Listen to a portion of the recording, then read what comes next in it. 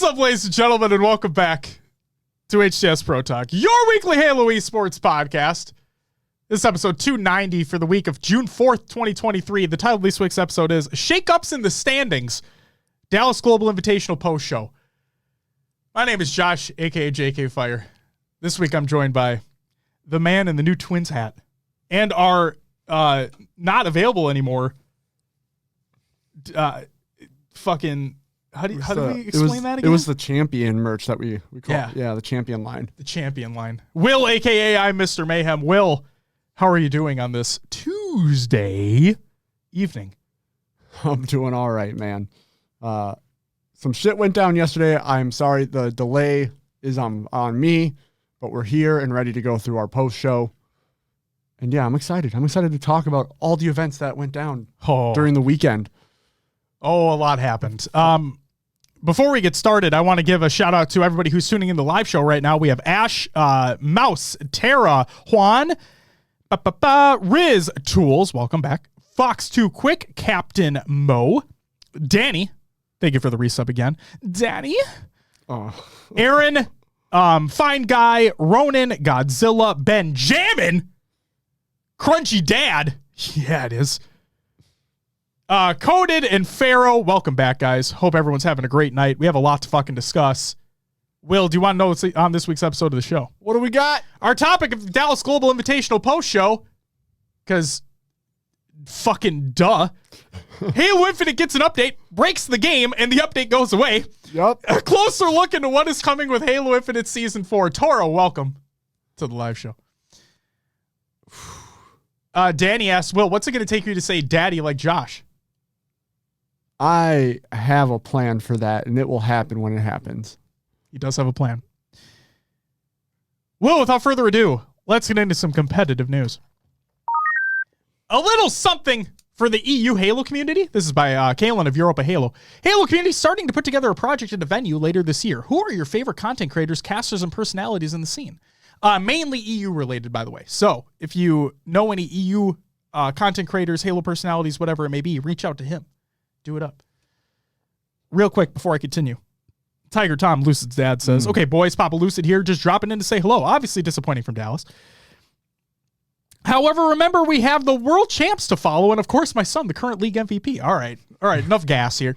They'll be victorious at the next LAN event. Take that from Papa Lucid, Realm of Reality. Let's go, boys. Well, I mean, it is your home event, so I would hope so. We'll get to preseason predictions and all that later.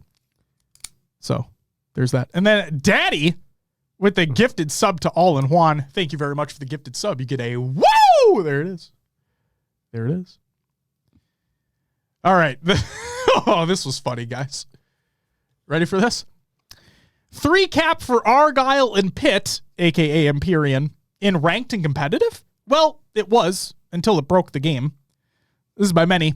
Maddie asks, not Maddie Rums, by the way, but Maddie asks, is it going to be 3 flag cap for Arlington for maps Argyle and Empyrean? Hines said, yeah. After DreamHack Dallas, both HCS and Ranked will use CTF 3 cap for Argyle and Empyrean.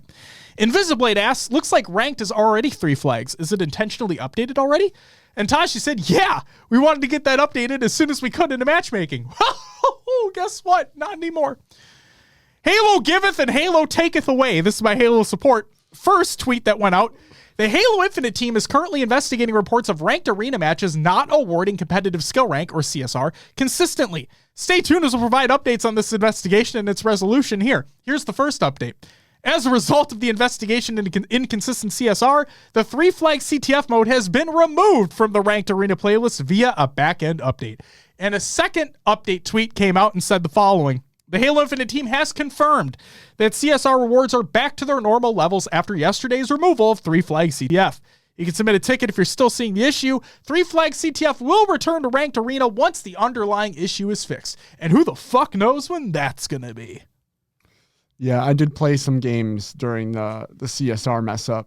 And if you lost, you were losing like 12, 13 no matter what. Winning, maybe getting 6 to 9 depending on performance. So. And Ronan said I consistently get +8 for any win no matter what. Oh, so there that you go. Aligns with what you're talking about. Yeah. Hashtag just Halo Infinite things. Next news story. Tylenol announces something amazing for the Arlington Major. This is by Tylenol. He states, now that DreamHack Dallas is over, I wanted to announce that I'll be live streaming the open bracket at HCS Arlington and trying to provide content that really isn't shown to the viewers at home. Praying the setup I got arrives in time. Yo, Lucid's dad with the 5 gifted subs. Hey. You get a whoa! Thank you so much, man. Holy shit. It's very generous. God. Look at that. Awesome. That's so nice of you. Can't wait to see you at Arlington. There you go. Yeah, I'm hoping the setup works and everything is good. He's doing the backpack. The backpack stream. Yeah, like the backpack setup, you know? Yeah. Yeah, so he's doing that. He thanked his the folks in his stream for like allowing him to be able to get that. So that's really cool.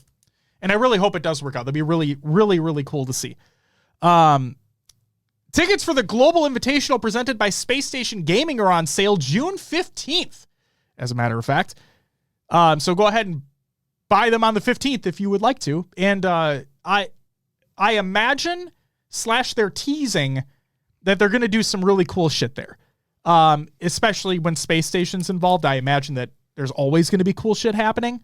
I mean, for fuck's sake, they have one of the coolest booths at HCS events, and they're just a booth. You know what I mean? Yeah. So really get excited for that. Tickets on sale June 15th if you're planning on going.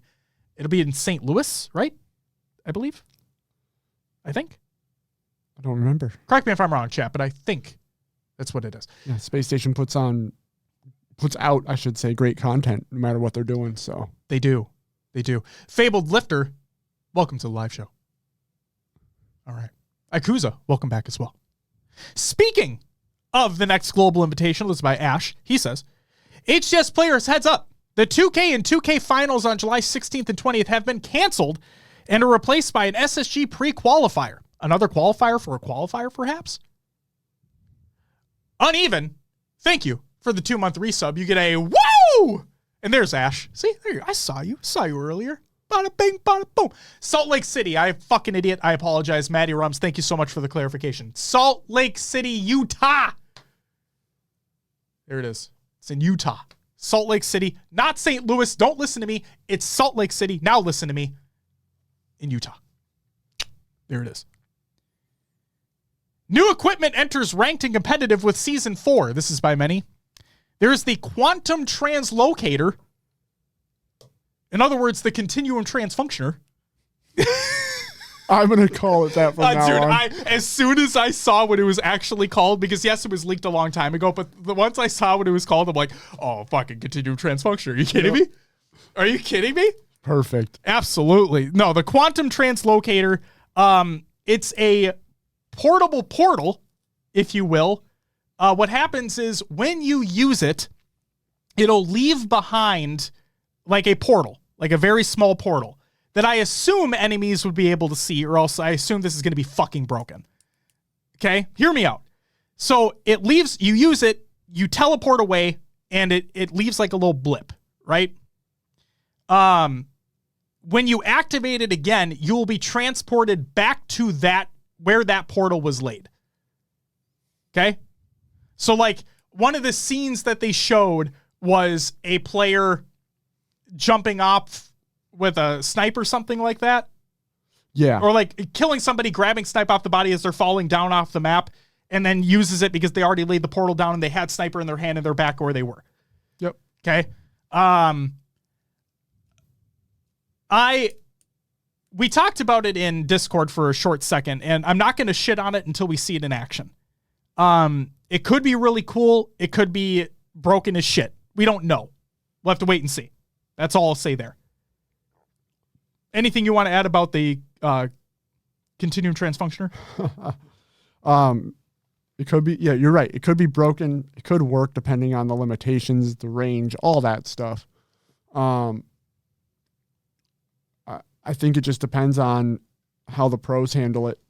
It seems like such a weird piece of gear for Halo to me, but if it works, it works. You just have to wait until it's in everyone's hands. That's right.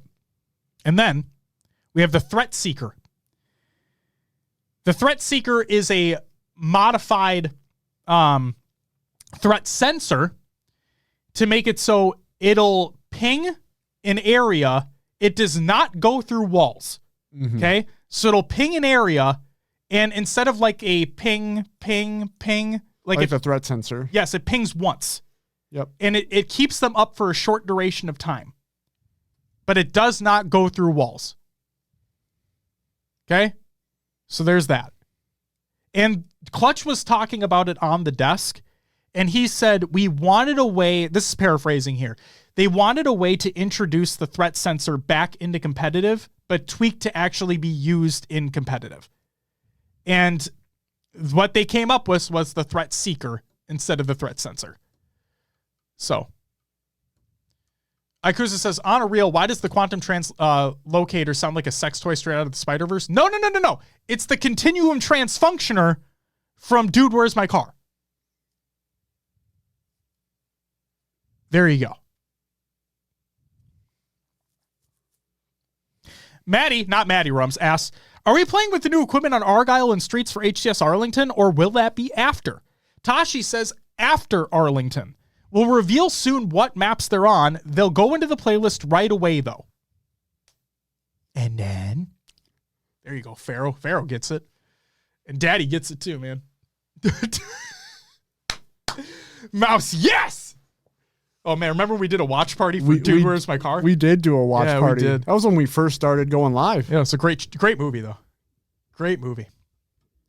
Speaking of Arlington, see all these segues that I'm doing with the news? It's like it works out. This is by the HCS. Registration is now live for pool play and travel coverage at the HCS Major Arlington, hosted by Optic. The top teams via HCS points in each region will qualify for pool play or travel coverage to play in the open bracket. Pool play includes the top 6 North American teams. Now, you may be asking yourself, what about the top 8 teams? Well, it's actually the top 8, but it takes into consideration the top 2 from Dallas auto-qualifying. Okay? So the 2 teams in North America that place the top 8 at Dallas will auto-qualify for pools. Therefore, FaZe, and SSG. Cool? Cool. Then the other top 6 based off points for North America. Top 2 for EU, top 1 for Mexico, and top 1 for Australia and New Zealand. Open bracket travel coverage will be 7th and 8th for North America, 3rd, 4th for EU, 2nd for Mexico, and 2nd and 3rd for Australia, New Zealand. Buff Ginger, I still love that name. With a 7-month resub, you get a woo! Thank you very much, man. Thank you. All right. Registration is in the link in the Google Doc of the show, although the teams should fucking do that already if they haven't. It closes Sunday, June 11th, so this Sunday at 6 p.m. Eastern Daylight Time. With this in mind, spoiler alert for the topic of the show, the auto-qualified North American teams for Arlington pool play include, or at least should be based off points, and Maddie, I'm taking your tweet into consideration here, if the points are what they are supposed to be, and it's using the right rule set from the updated rules that have been released most recently. Okay? I saw a thread that you and somebody else, I forgot who it was, but you and Lavid were going back and forth upon with like the points and all that shit. I'm going based off the tweet. So it would be the top 8: FaZe, SSG, Optic, Native Red, Native White, Shopify, Complexity, and Hive. If that is correct, and if those points are correct, this also means that both G1 and Sentinels would need to fight through open bracket pending the above 8 teams register ahead of the deadline.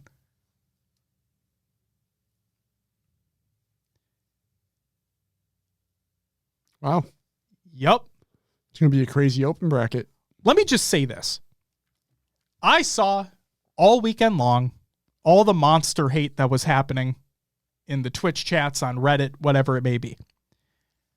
During our topic of the show, I am going to bring cold, hard facts to the table, Will. Oh.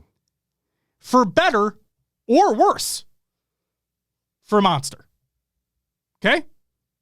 Okay. Cold, hard, statistical facts.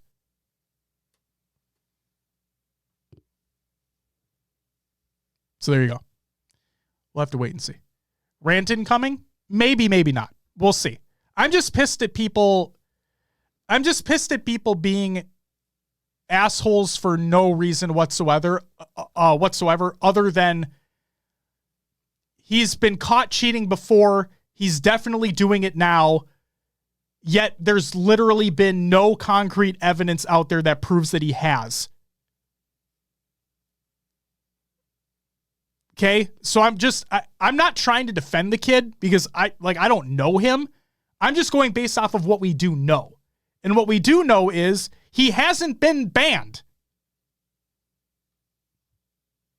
Okay?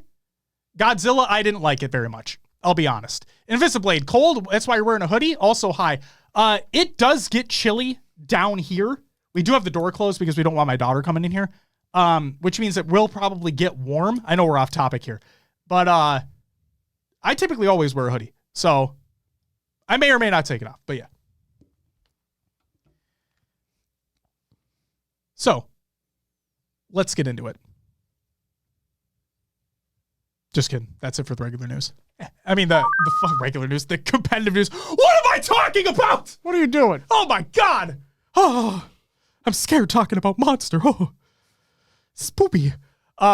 Smiley with the 5 gifted. You get a woo. Thank you so much, man. Greatly appreciated. Super nice of you. God. Damn. What a nice guy. And Bohm did play well. Bohm absolutely played well. And we'll give Native Red their flowers. Are you kidding me? I'll absolutely give Native Red their flowers. Don't you worry. We disperse, we distribute praise and criticisms fairly around here. Okay? Will, what do we got next? Rostermania! All right, a few things to note here. A couple of these things happened during the DreamHack, whatnot. Proton Gaming signs Squall Officially now. Yep. Bittersweet signs former Vertex roster of Ninjestics, Ryu, Divinity, and Scoobmeister. And then, of course, as talked about in the chat here, Bohm steps in for Druck at DreamHack Dallas. Now, before everybody, Danimals, welcome to the live show. And Harbinger, thank you for the follow. Welcome to the live show.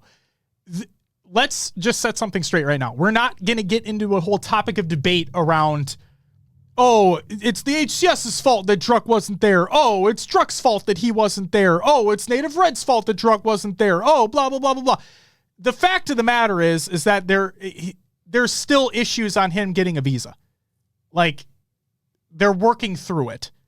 And apparently the Canadian government is slow. Okay? So we're not going to delve into shit. It sucks that he wasn't able to be there, but it is awesome that Bohm performed the way that he did. And clearly he has a great rapport with the other players on that team. It's been said multiple times. He's talked about it. That's great. They played awesome. So on and so forth. Is that it for Rostermania? Yeah, that's all we got. Your upcoming tournaments of the week presented by noobcombat.com. Check out noobcombat.com for all your Halo esports needs. On Tuesday, June 6th, we have the Halo Rec League FFA Series. That's today. On Thursday, June 8th, we have the Stadium Spartan Series Mini Cup number 2.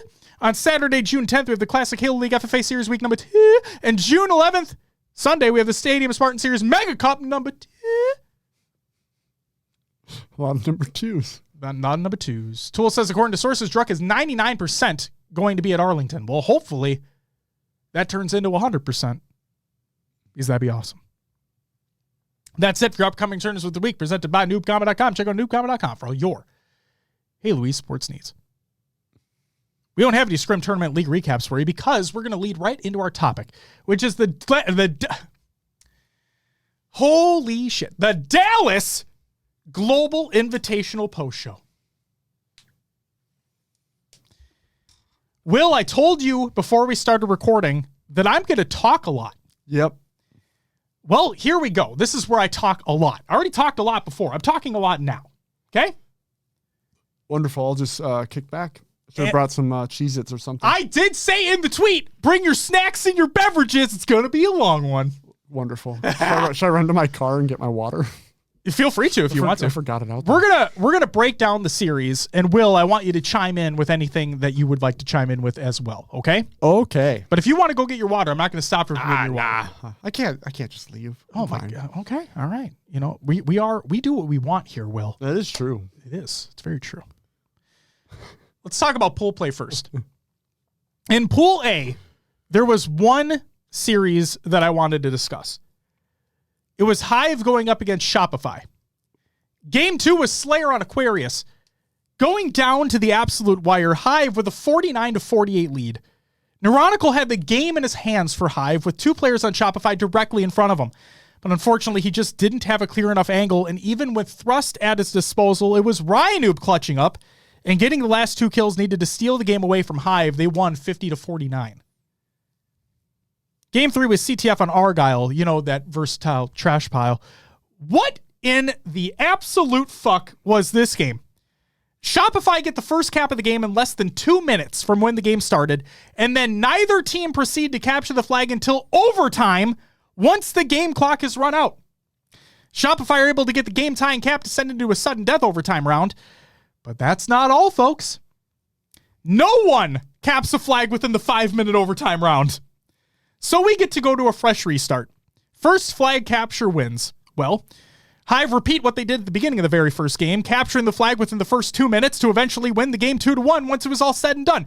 That's nearly 19 minutes of CTF Argyle with only 3 captures split amongst 2 fucking teams. Yeah, bringing it down to 3 caps isn't going to help. Holy shit! Game 5 was Slayer on Recharge.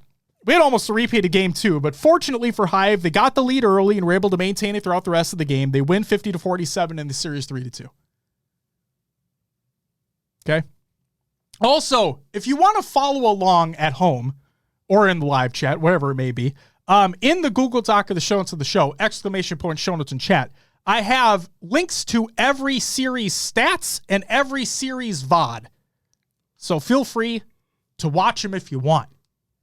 Wasn't that the 50-50 tie? No, Tools, it wasn't. We'll get to that later. Stay tuned. On this episode of HCS Pro Talk, because it's a long one. In Pool B, there were 2 matches I wanted to focus on. First was Native White going up against Sentinels. Game 5. Only want to talk about one game. Game 5 was Slayer on Recharge. Sentinels had the lead to nearly the midway point in the game, leading by as much as 6 kills at one point. Native White bring the game back along with the eventual lead, and the game slows to a crawl at the 30 kill mark. Native White continue to expand upon their lead while Sentinels are doing everything they can to get the score back in their favor. Unfortunately for them, nothing could be done, and Native White take the game 50-42 and the series 3-2. Fun fact, both Sentinels in this series and Shopify in the previously mentioned series had more kills than their opponents throughout their entire respective series. But as has been said, it isn't always about who has the most kills, but more so who gets the more important kills. Just to note, Sentinels also had exponentially more power weapon kills than Native White during the series, but they still lost. And Ronan, this isn't a rant. We're just going, you can feel free to play Diablo. I mean, it's a great game. But, you know, have it on a second screen. Don't fucking navigate away from us, motherfucker. The other series I want to talk about was FaZe going up against Native White. Game 3 was Strongholds on Streets. Backs up against the wall, down 0-2 in the series. Native White put on an absolute clinic against FaZe, getting a win in dominant fashion, 250-98. Have a great night, Tom. We'll see you later. Like I said, looking forward to seeing you in Arlington. As Walshy stated during the broadcast, only 1 kill separated the 2 teams in that game. Yet the score differential was 250-98. Crazy. Game 5 was Slayer and Aquarius. As we hear consistently in competitive Halo, a Slayer doesn't really start until the 30 kill mark. And that case rings true here as well, with both teams remaining neck and neck with lead changes happening all throughout up to a 33 kill tie. It was at that point when FaZe went on a run to end the game 50-37, preventing the reverse sweep by Native White and winning the series 3-2. Let's talk about Pool C. First up, Optic Gaming going up against G1. Game 1 was CTF on Empyrean. Tied 2-2 with 2 minutes left on the game clock. Optic execute their master plan. This time deciding to leave OS alone, but solely focus on rockets, which they're able to receive while also taking out 3 out of 4 members of G1. Sab being the only left alive, being able to grab OS uncontested. Trippy grabs the flag while G1 members spawn at tower and begin to make their desperate push to try and stop this flag run. Formal puts not only his 2 rockets to good use, but also the sniper hanging out in his back pocket for the triple kill, along with the backsmack against Falcated for the overkill. Trippy caps the flag without resistance. G1 make one last-ditch effort to make a run at their own, but are unfortunately stopped on their way to the long haul. Time expires and Optic win the game 3-2. Game 3 was Strongholds on Streets. G1, after their rallying back win on Game 2 Slayer, keep the momentum in their favor. They win the game convincingly, 250-134. Game 4, King of the Hill on Recharge. Optic wasn't going to take that loss lightly, and they bounce back. They win it 4-1. And Game 5 was Slayer on Aquarius. G1 had the early game lead, but Optic had the late game lead, which, you guessed it, means Optic take the win, 50-44 in the series, 3-2. It was yet another instance of a losing team having more kills in the series.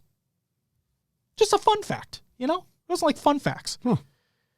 Next up was Quadrant going up against G1. Remember Quadrant, guys? Didn't they have a great fucking tournament?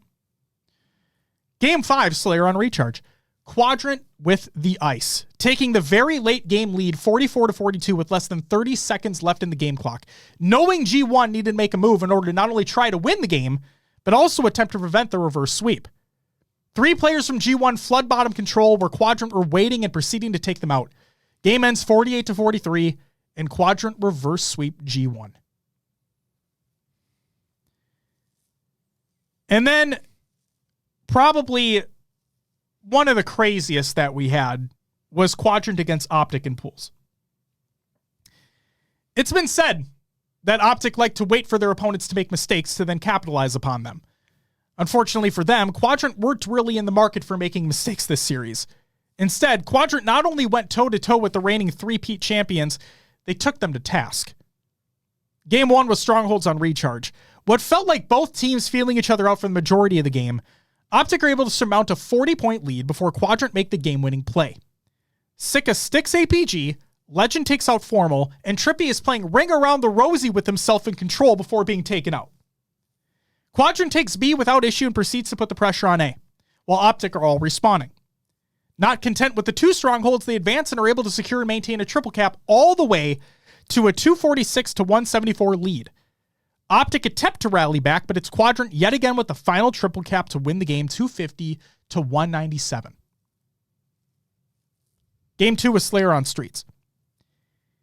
Even with a 10-kill lead at multiple points in the game, Quadrant never let their guard up, knowing full well who their competition was in this series.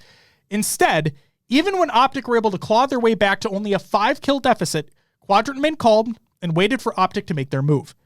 Both teams are able to trade kills at the last moment for Quadrant to secure the game win 50-45.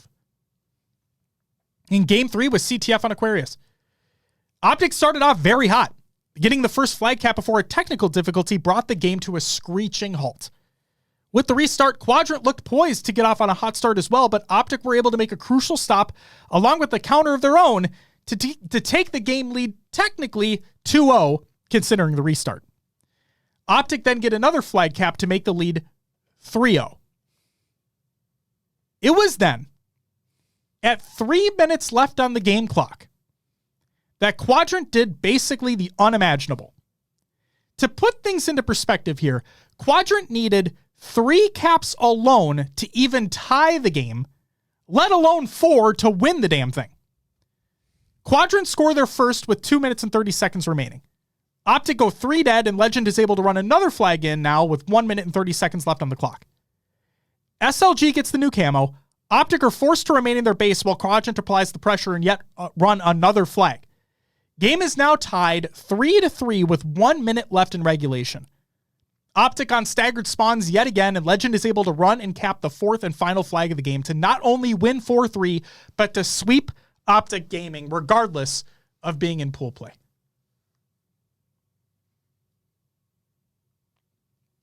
Fucking insane. Like, They needed 3 to tie and 4 to win, and they got the 4. Fuck it. Like, wow. Okay. The one everybody's been fucking waiting for. Let's talk about Pool D. Let me take a sip right quick. Okay. Native Red going up against Complexity. I couldn't give a shit about Complexity being reverse swept in this series because all anyone wants to talk about is how Monster performs. So let's just do that, shall we? Game 1, CTF on Empyrean. He played a perfectly executed team role where everybody did well. Okay? Game 2 was Slayer on Livefire. He was the best performer on his team. Game 3 was Strongholds on Streets. Had the most kills on his team, but also the least amount of assists by far. Game 4 was King of the Hill on Recharge. Not even the worst performer stats-wise on his team. And Game 5 was Slayer on Aquarius. Again, not even the worst performer stats-wise on his team, and it actually had the least amount of deaths. Overall, he laid down the least amount of damage on his team while having middle-of-the-road stats otherwise and actually having the highest accuracy out of his team this series. Okay? Oh my God, but he got reverse swept. See, he's fucking ass. Shut the fuck up. Jesus Christ. The team got reverse swept. It wasn't just him that got reverse swept. And he wasn't even the worst performer on the team. It's fucking crazy. Hammer, to answer your question, no, it was not his first time on a stage like that. Oh, trust me, Daddy, that's not the only stats I have. Just wait till we get later. Let's move on. Complexity went up against Navi. Again, stats. If we're going to talk about Monster having a decent series, we also need to talk about him having a bad series. Okay? Monster had the least amount of kills and damage done in this series when compared to his teammates. On the other hand, he did step up his assist game, having the most on his team. We need to make sure we give credit where credit is due, though, as Cycle and Collect had a phenomenal series. But maybe, just maybe, their teammates, Monster included, were able to help allow those two to be the powerhouses we know they are?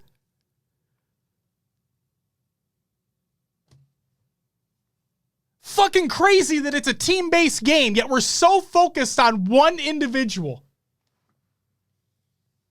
Crazy. Oh. Hammer, I also strongly dislike standard Monster Energy. Like, this can right here will never get opened. Do you like regular Monster? No. Oh, it's disgusting, man. Bad. It's fucking gross. Next up, we have Navi going up against Native Red. Now, I want people, like, let's put things into perspective here. I'm going to talk about this series real quick, and then wrap your head around something for me, okay? Please. So Navi went up against Native Red. Game 3 was CTF on Aquarius. Unfortunately for Quadrant, they just couldn't recapture that magic that they were able to bring against Optic. But this time, oh wait, no. Maybe I misspoke.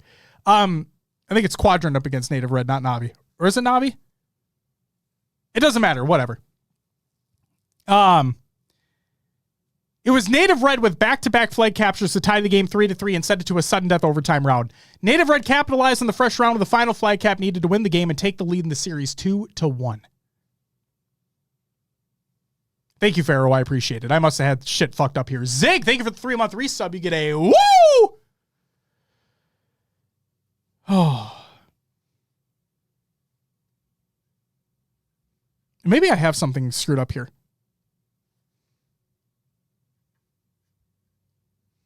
Hold on.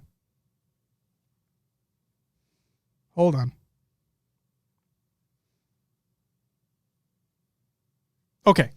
I did have... Bear with me. Game 4 was oddball on Livefire. With only 8 seconds needed for Native Red to take the first round win, Navi go on an unbelievable run, amassing 65 unanswered seconds to win the first round 100-92. Round 2 was an absolute blowout by Native Red, shaking off the round 1 loss with a monumental 100-1. win. And round 3 was nearly the same thing, this time by way of Na'Vi winning the round 100-12 and the game 2-1. Game 5 was Slayer on Empyrean. Well, that was a fucking beatdown. Having a 19 kill lead at one point in the game to then win 50-32 in the series 3-2. By Na'Vi, as a matter of fact. So guys, let's put things into perspective here. This was all pool play. Okay, this is all pool play. Everybody wants to give shit to Complexity for getting reverse swept by Native Red. Okay? Complexity went on to beat Na'Vi. But Na'Vi went on to beat Native Red.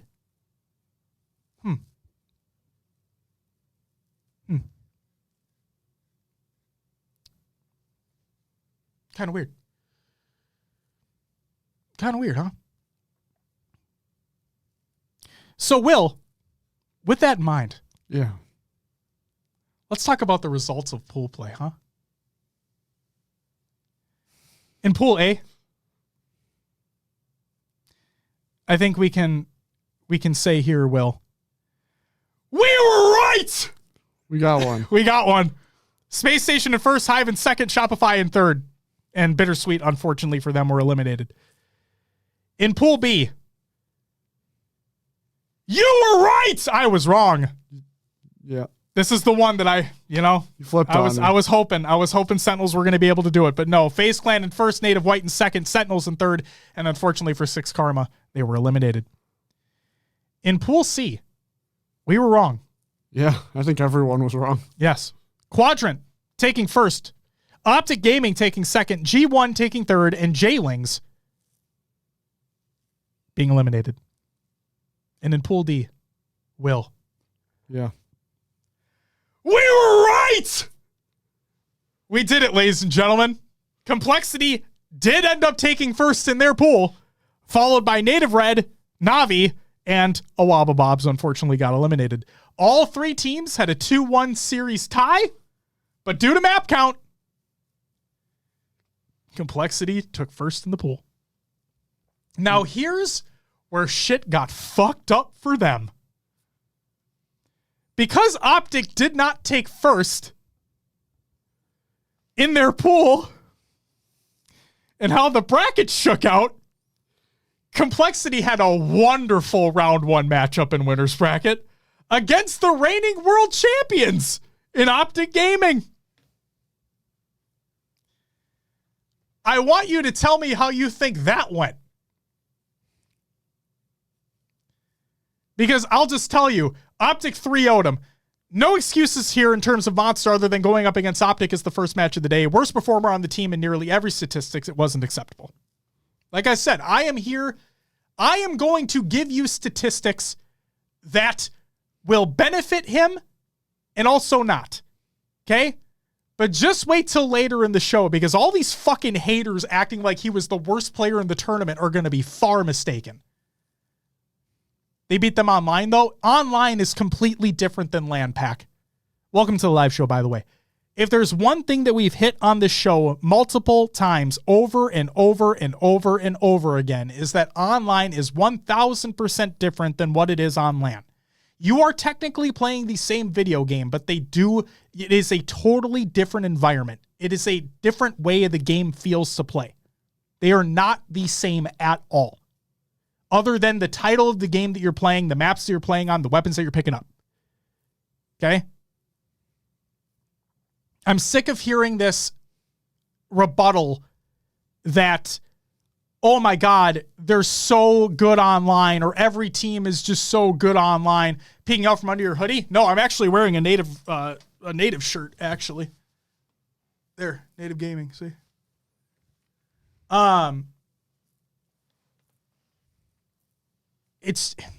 People need to stop with the mentality that because Complexity are so good online that it's immediately going to translate to LAN. Because guess what? I'm going to throw this out there too. And guys, you believe it or not, this is true. A team may do well online, but just not perform in a LAN environment well enough. Plain and simple. We have seen that Collect is able to do both. No doubt about it. We have seen that Cycle is able to do both. No doubt about it. Tusk and Monster, a little bit iffy based on their stats from this tournament. Okay? FaZe went up against Hive in winners round 1 as well. Game 1 was strongholds on streets. All right, Hive. We see you. Wait. What was that score again? 250-51 against FaZe? Yeah, something wasn't right there. Yeah. That's fucking crazy. Game 2 was Slayer on Livefire. Okay, what the fuck is Hive on right now, Will? 50-37 again against FaZe? Whatever the fuck it is, I want some of it. Game 3 was King of the Hill on Recharge. All right. This was more like the FaZe we expected out of this event. And even with Hive fighting until the very end, they just couldn't get a final setup going. FaZe take the map win 3-2. Game 4 was CTF and Aquarius. Again, another very close game with Hive taking a 3-2 lead with 30 seconds left on the game clock. But with only 10 seconds remaining, Hive were able to grab the FaZe flag and bring it all the way back to their base. But FaZe are ready and waiting.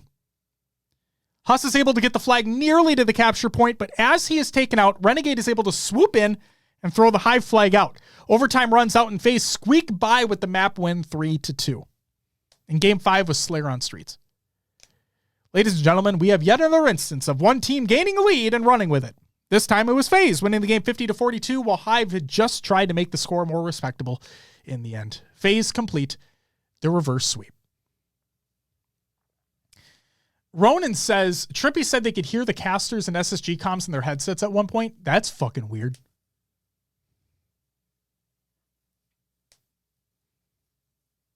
That's fucking crazy. Have a good night, Danny. Danny Phantom. What were you going to say? I wonder at what point that happened. It's a good question. Native Red went up against Quadrant. Game 1 was Strongholds on Streets. Native Red start the game off hot, but Quadrant proceed to score nearly 181 unanswered points. 181 unanswered points to win the game 250-94. I say nearly because there was a time where like Native Red maybe got a couple points here or there, but like it was mainly Quadrant the whole way. And Game 5 was Slayer on Streets.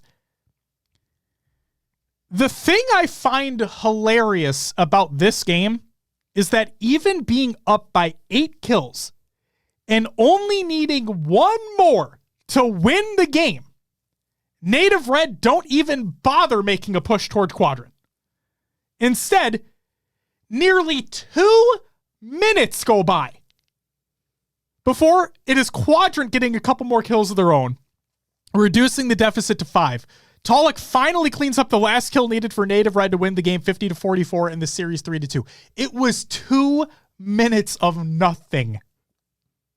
Yeah, I'm surprised there wasn't a full team push sooner. That's what I'm saying. All you need is a trade. All they needed was one kill. They got the win anyway, but wow. Let's move to losers round 1. Native White went up against G1. Game 1 was CTF on Empyrean. With only 17 seconds left in regulation and some superb teamwork by Native White, Tapping Buttons is able to grab the flag while the rest of the squad wipe G1 off the map and into the respawn screen. Tapping Buttons was then able to complete the flag run to get the game time capture 3-3 and send the game into a sudden death overtime round. Even after a rocket blunder by Boo Boo Doo Boo, Sab was able to predict the early repulsor by Mikwin, who also had some overshield remaining, therefore being able to use the final rocket to clean up the kill with his BR. G1 were then able to keep Native White on staggered spawns and run the flag in to win the game 4-3. Once that game was finished, while the others were close, G1 just couldn't stop Native White. They lost 3 straight, and they were eliminated from the tournament. Shopify went up against Complexity. Back on the Monster train again. And if we must talk about stats, then believe it or not, this was one of Monster's better showings, laying down the most damage from his team in the series while also having one less kill than Cycle, who had the most in the series at 57. Game 3 was Oddball on Streets. The only thing I want to mention here is that Monster had all 96 seconds of ball time in round 1. while still going positive for Complexity, just for them to lose the round anyway. We finally had some ball distribution among the other team members in round 2 for a round win going to Complexity. But unfortunately for Complexity, they couldn't do anything to stop Shopify in round 3. They lost the round 100-2 in the game 2-1 in the series 3-0. And yes, Veggies, it absolutely was.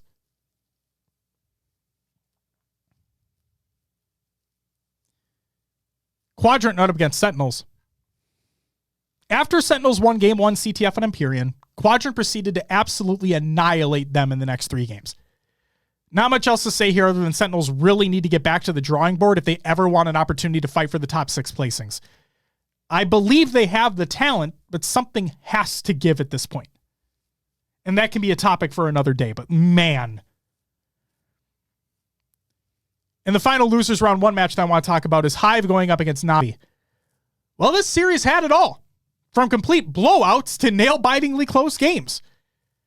Game 3 was oddball on streets. Yo, Hunter, what's up? Coming to Complexity Getting Cooked. Wait, I come into Complexity Getting Cooked. Do you all hate to see it? Hunter, let me just say this real quick. First, thank you for the follow. And second, I am actually trying my damnedest to be a Monster supporter in a way. I don't believe he's cheating. Plain and simple. I've said it many a time on this show. And also, I am providing cold, hard statistical facts that he wasn't even the worst player at the event. By far. Like people, Hunter, you weren't in here earlier. I don't think you were based off your statement. But like, if you ever go back and listen to earlier, I'm just pissed at people dogging on him for no fucking reason. So there's that. So please, I say it all the fucking time, Hunter. I want Complexity to do well because Will and I want nothing more than for every team to do well and every team to be competing at the top level. And all this shit being thrown Monster's way, it's just, it's grating to me. Like it just grates my fucking eyes and ears every time I see and hear something about this stupid shit. Because people just don't fucking... People are dumb.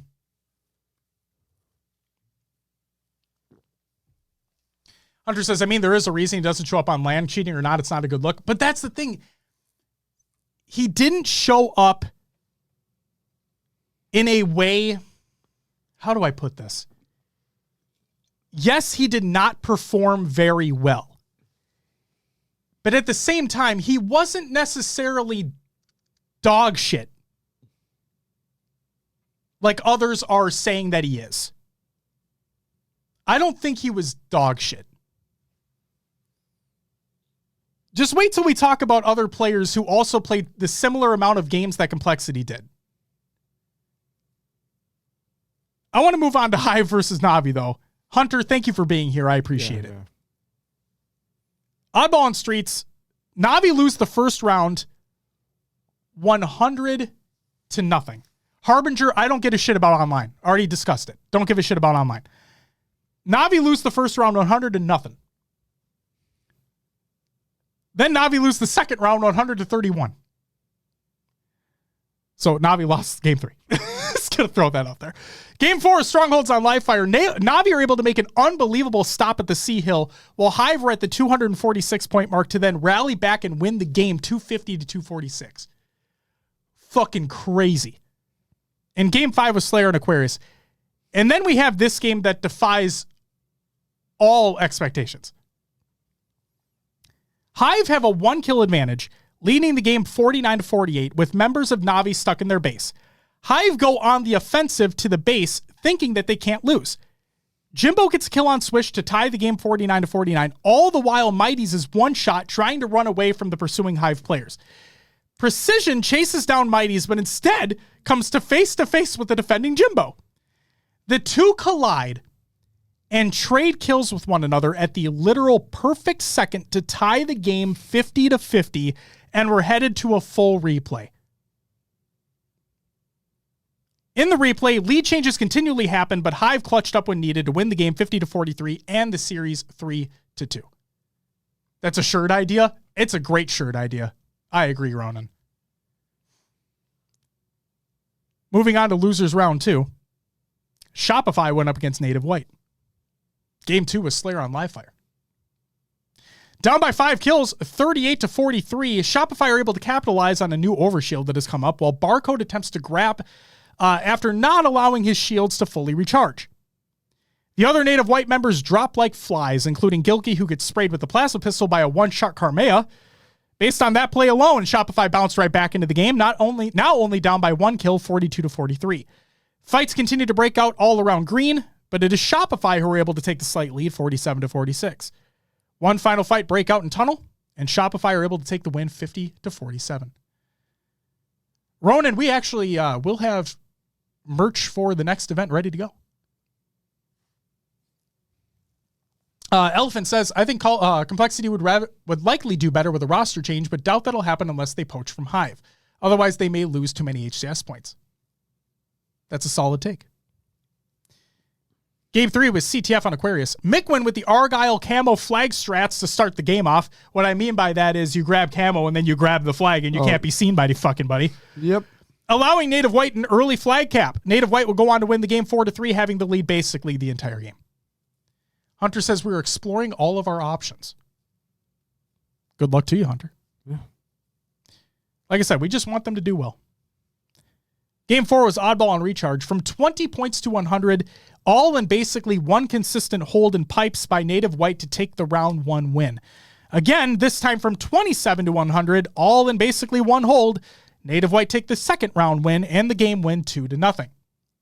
In Game 5 was Slayer and Empyrean.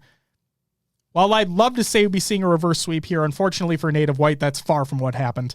Instead, Shopify maintained a 10-kill lead throughout the latter half of the game to win 50-40 in the series 3-2.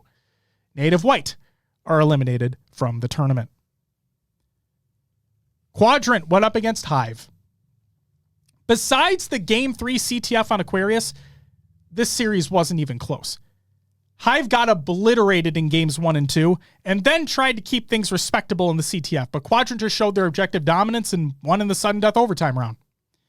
Quadrant win the series 3-0 and tie their best placing ever for an international team at an international event.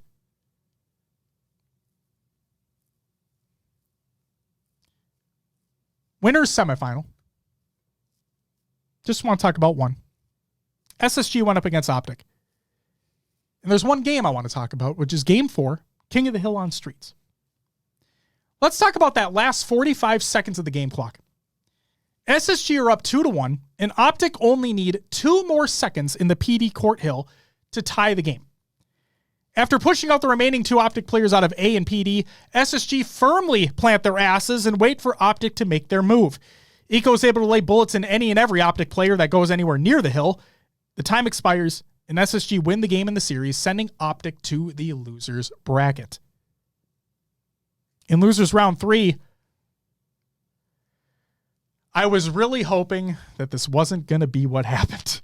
I was really hoping this wasn't how the bracket was going to shape up, but this is how the bracket shaped up. In losers round 3, Optic went up against Quadrant. Oh boy.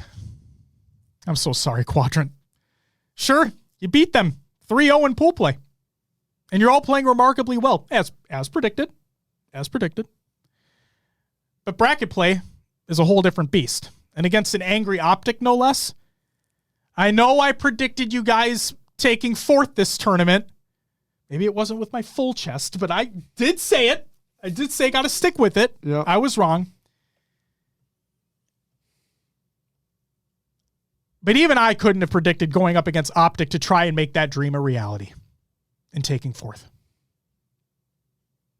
Hunter, when you were talking about it on the LVT stream, like to Tools about why would you be worried about how Optic are playing in pools and whatnot, I agree with you. I agreed with you wholeheartedly. Like it's teams play and are prepared differently for bracket play, for Championship Sunday, whatever it may be. You've been in this situation many a time. Game 1 was Strongholds on Livefire. Wait, you won this game? Wait, What the fuck was that score? 250-39? Against Optic?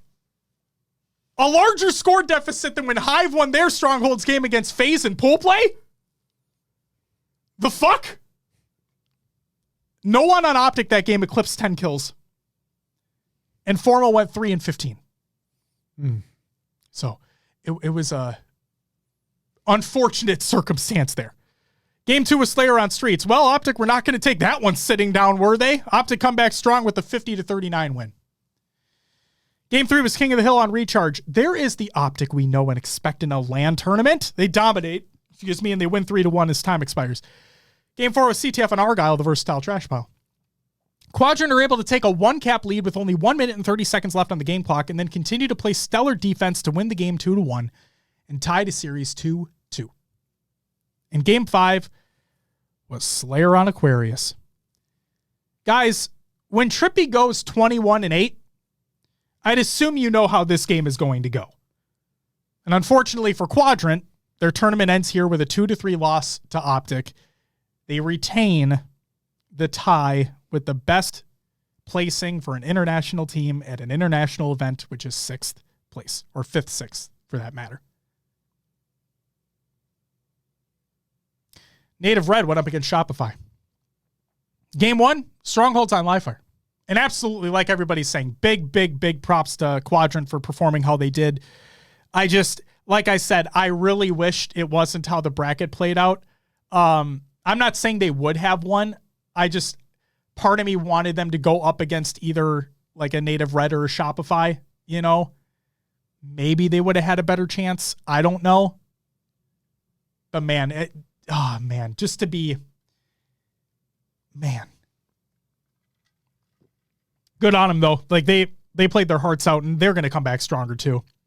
Because the beautiful part about this event was that even though Quadrant got 5th, 6th, it proved like not only to everybody like watching and whatnot, but it proved to them as well. They already knew. Come on, we know that they know. But it kind of proved to themselves that we can fucking hang here. Like we can compete against some of the best in the world. And we can take them to task. And it's just, I'm looking forward to seeing them compete in Arlington. That's all I know. Tool says Quadrant knows they can beat Optic now. Will be a total game changer. We'll see in bracket, but like they did play remarkably well. Clutch welcome says, imagine Optic lost them and got top 6. That would have been rough. It would have been rough. My predictions were already in shambles because I had Optic winning the whole fucking thing. Yet here we are. But Native Red against Shopify. Game 1 was Strongholds on Livefire. Now it was apparently Native Red's turn to have a standout Strongholds performance. They win 250-68. Not a ton of close ones here. No, Strongholds becoming a game type that people are just getting walloped in. Yeah, fairly. Or having crazy comebacks in. Yeah. You know, crazy momentum swings. Game 2 was Slayer on Streets. Let me know if you've heard this one before. A team comes back from a 10-kill deficit to eventually win. Well, this time it was Shopify. They win 50-48. Magic Mike, welcome to the live show. And thank you for the follow. Says G1 did not show up at this event. No, we'll talk about that. Just wait. We'll talk about it. Native Red took the game loss personally as they dominate in the last 2 games to win the series 3-1 and eliminate Shopify from the tournament with a top 5-6 placing. We're getting to the end here. Losers semis. Optic went up against Native Red. Game 1 was Oddball on Recharge. You know that meme of they had us in the first half, not going to lie? Oh, yeah. Yeah. Well, what about the same thing, but they had us in the first round, not going to lie? As Native Red put on a showing for the first round of this Oddball game, then not only this game, but this series was all Optic all day. Game 2 was Slayer and Empyrean. Holy shit. Optic won. Guys, Optic won 50-18. Chat, Will, feel free to correct me if I'm wrong here, but that feels like one of the biggest Slayer deficits we've ever seen in recent competitive Halo history. Like with top teams, right? Like when you get to a finals. or semifinals in this. It's 50-18. Yeah. Like, who? Ronan, and I hope nobody's saying that. I hope nobody's saying that that's the case, because that's not the case. People are faded if they're thinking that. I just use faded in a sentence. I'm 31. Yeah, that just happened. Anyway, moving on. I'm going to start saying lit soon. Oh, that's already come and gone. You'd be late on that one. Okay, that would make sense. I'm probably late on a lot that of would things. make sense for being 30. Do people and still say saying, faded? Yeah. I don't know. Thanks, Maddie. Yeah, I am thanks. hip. I appreciate it. Game 3 was strongholds on streets. I won't lie, there was a time, regardless of the Optic lead, where I thought that Native Red might be able to come back into the game as they did on a great run of uncontested points. But tonight was not their night, as Optic completes the sweep, sending Native Red home with the top 4 finish. Joe, welcome to the live show, says, listen to the show while grinding Diablo. Hashtag perfection. Hashtag yes. I don't know what the fuck to say. Thanks, Joe. I hope you're enjoying Diablo. Diablo is a great fucking time. And thank you for being here listening to the show as well.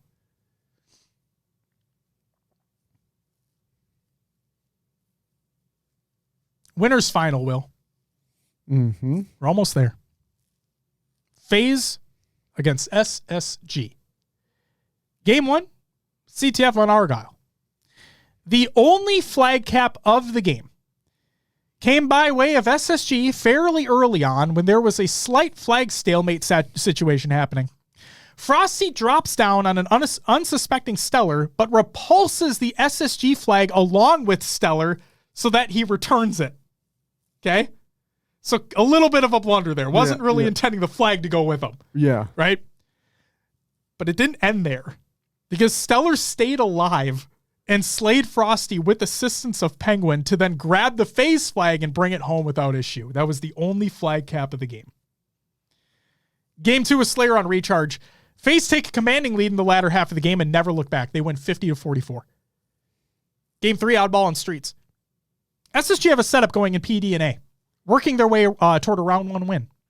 FaZe, having to make a push to stop the round from going in SSG favor, are able to take out the 2 players outside PD in Eco and Bound. While Penguin and Stellar, still inside PD, FaZe flood into the space, taking out the remaining SSG players when they only needed 1 more second to win the round. With SSG on the respawn screen, FaZe secure the ball in the last 10 seconds that they needed to win the first round. SSG then take the second round without much issue. But during round 3, at the 80-80 mark, FaZe completely rotate the ball from Cafe to Tram, making SSG chase them to the objective. FaZe are then able to pick off the players of SSG as they make their way into Tram and attempt more scoring prevent more scoring from taking place. All 4 go down for SSG as FaZe is able to secure the ball 1 more time, and they take the win 2-1. Game 4 is Strongholds on Livefire. FaZe started out remarkably hot, with back-to-back 4 downs on SSG and a triple cap to keep the scoring going at a rapid pace, reaching the 94-point mark. Eco is able to get Overshield, and while Penguin captures the C stronghold, and an attempt at control is made for SSG, and they succeed. Not only that, but they go on an absolute tour de force, basically never looking back, and they win the game 250-118. Again, these absolute momentum swings in a Strongholds game. Like, you would think, based off of FaZe start that game, that they'd be able to just carry that thing home. But all it takes is 1 setup, and you see what happens. Game 5 was Slayer on Aquarius. Royal 2 utilizes a mid-game camo perfectly, forcing the players of SSG to turtle up and eventually drop like flies.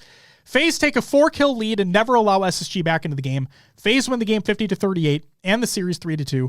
Predictions are in fucking shambles. Losers final. SSG going up against Optic. For the record here, ladies and gentlemen, Will, you and I had Optic winning. Mm-hmm. And we had SSG in second. Mm-hmm. And we had FaZe in third. Yeah. Well, something's about to be wrong. That's for sure. Game 1 was CTF on Aquarius. Formal with Heatwave is taken out by Penguin, who's pushing into yellow util, all while the Optic flag is being pulled.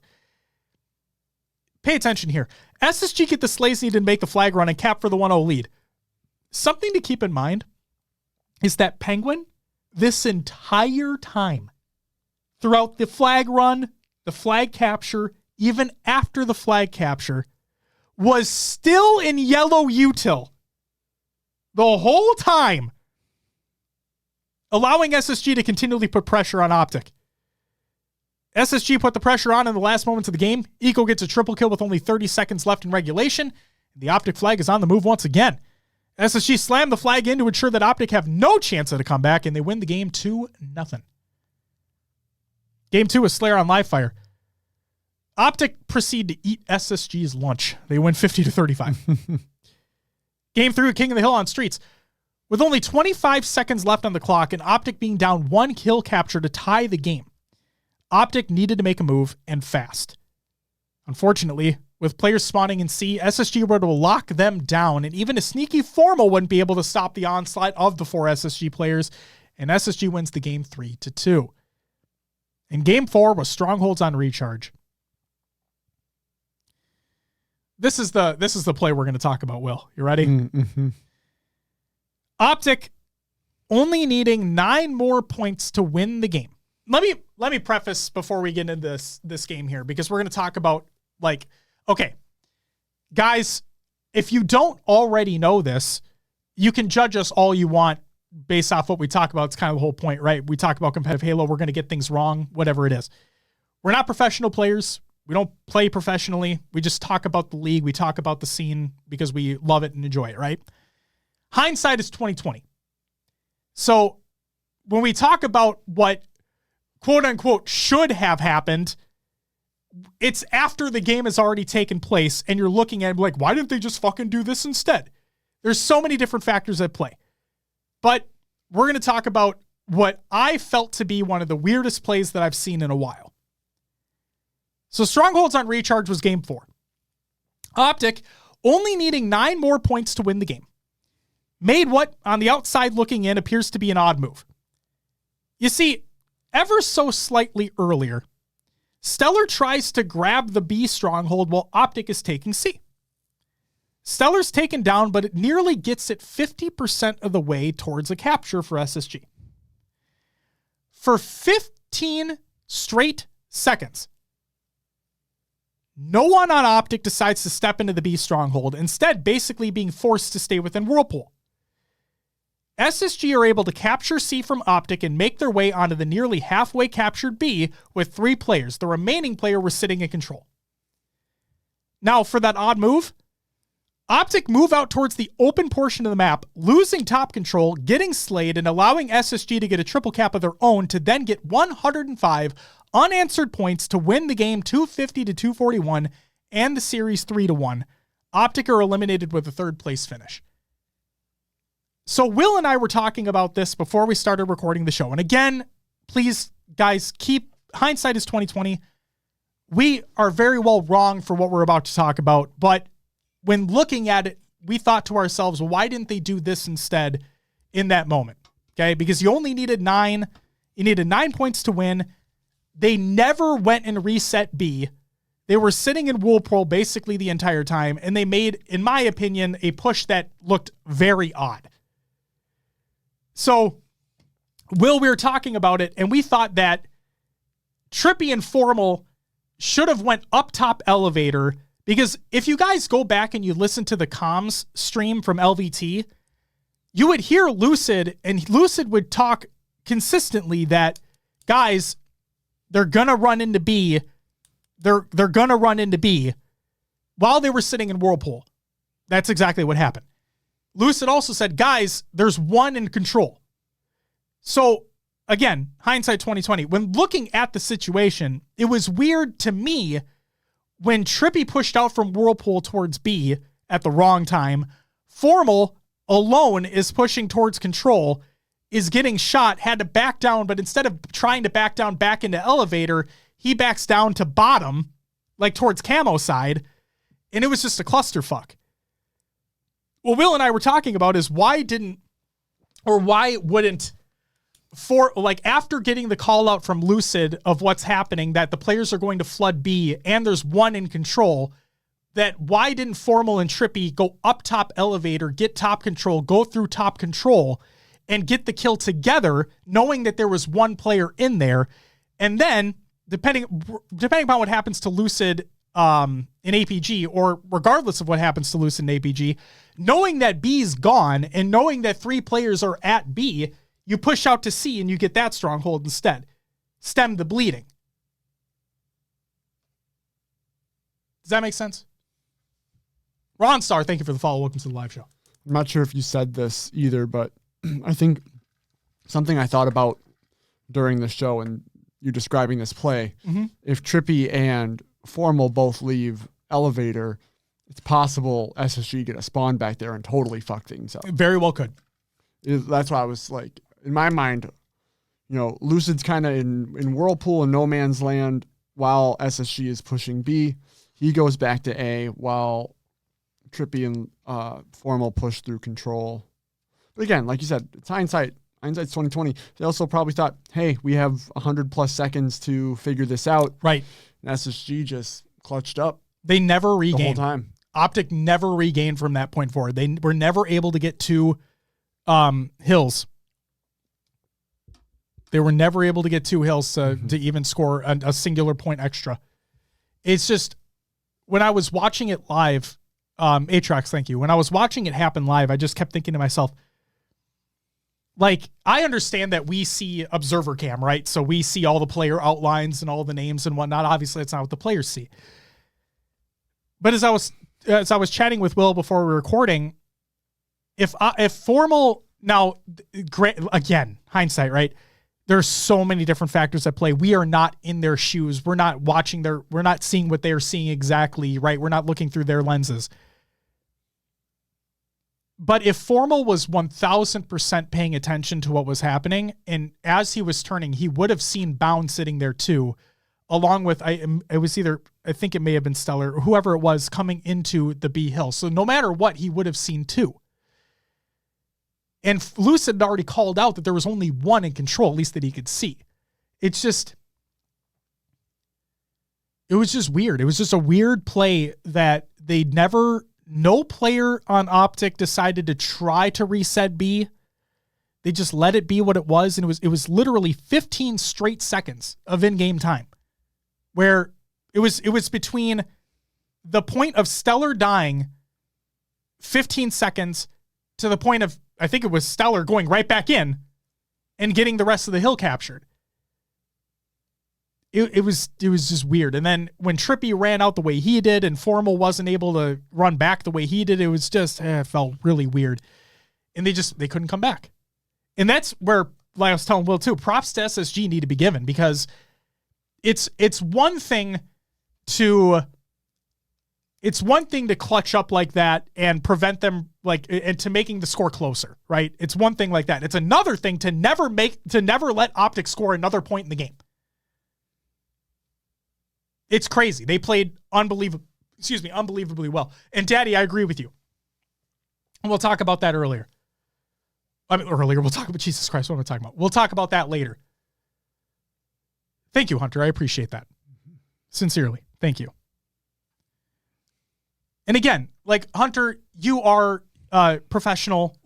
You probably have your own way of thinking about how things went down and whatnot. It's just from an outside perspective looking in, as somebody who as people who are not professional players, we could sit back and be like, why the fuck they do that? Why'd they make that dumbass play? Blah, blah, blah. But no, it's I want to try to think about it as, well, why didn't they do something like this? It was just so weird. Regardless, Optic at 3rd. So there's that. But then we have the grand finals. SSG went up against FaZe. Game 1 was King of the Hill on live fire.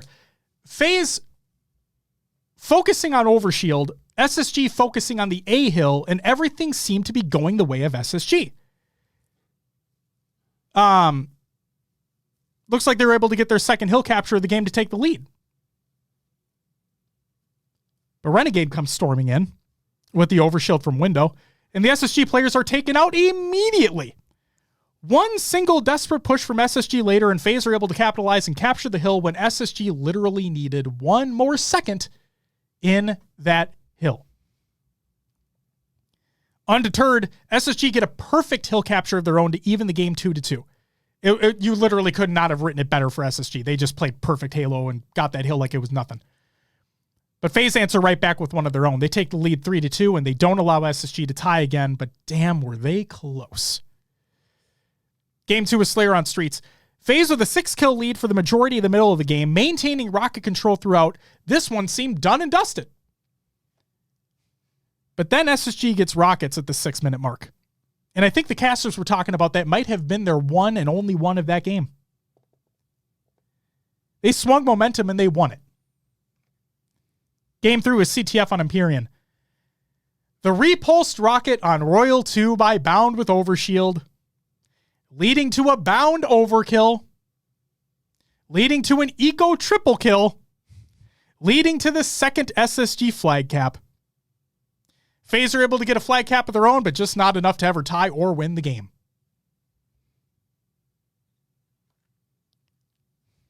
Game 4 was oddball on recharge. Wow, what an unbelievably low-scoring second round, with FaZe narrowly taking it 29-27.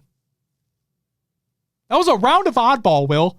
Yeah. That wasn't a Slayer going to time. That was an oddball round, 29-27. Well, I remember it was, there was so much action going on that, yeah, ball time just wasn't grabbed. You just don't see it very often. No. SSG rally and win the third round convincingly 100-44 and the game 2-1. SSG are on a roll, and they're one game away from sending this to a grand finals bracket reset. I honestly thought it was about to happen. It looked like it based off how they were fucking playing, that's for sure. Game 5 was Slayer on Aquarius. There was simply no stopping FaZe this game. They won 50-38. FaZe don't want a reset. Game 6 was Strongholds on Streets. FaZe are not going to make the same mistake as Optic in their series against SSG, allowing for a massive comeback. Instead, FaZe win it handily, 250-171. It was time for a Game 7. And Game 7 was Slayer on Live Fire. Well, ladies and gentlemen, what we have here is yet another instance of a dominant Slayer by way of FaZe. Nothing much else to say about this one. FaZe win it 50-44. They won the series 4-3 in the title of DreamHack Dallas champions. Will, if you would do me a huge favor, run through the placings all the way. Oh, yeah. From bottom to top. All right. In 13th through 16th, we have Bittersweet, 6th Karma, Awaba Bobs, and Jailings. Your 9th through 12th placings include G1 Complexity Sentinels and Navi. 7th, 8th, we have Native White and Hive SMG. 5th, 6th, Quadrant and Shopify Rebellion. 4th went to Native Red. 3rd, Optic Gaming. 2nd, Space Station. And 1st, FaZe Clan. Taking it home. Indeed. Thank you, Will, for going through those. I appreciate it. It's it also, I don't know if you have it in here. What's up? If the points are correct from this event going into what has been, Optic have lost their first place seed. Yes. It was in we talked about it in competitive news kinda in terms of like I don't know about point structure though. I would assume it's point structure then, because points have a decay that happened. So with the new points, they definitely lost their first place seed. Absolutely. So more opens? Do we have more opens and 4K, 2K qualifiers, any of that going on? Or is it just... There are no online tournaments leading up to Arlington. So it's just... Arlington is... there's nothing leading up to Arlington. So 3 weeks, I think, right? Yeah, 3 weeks. Something like that. What's up, Clutch? Welcome back. Let's talk about some storylines, Will. Okay. Native Red playing with a sub and Bohm and getting 4th in the tournament.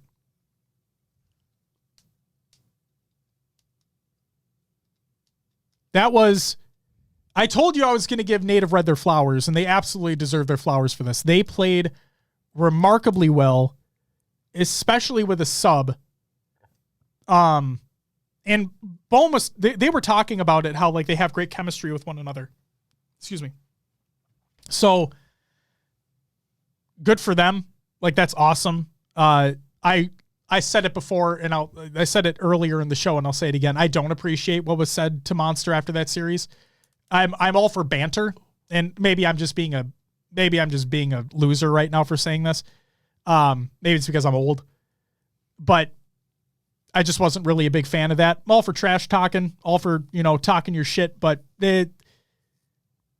I don't know. It felt like maybe a line had been crossed a little bit. Like I said, maybe I'm being stupid.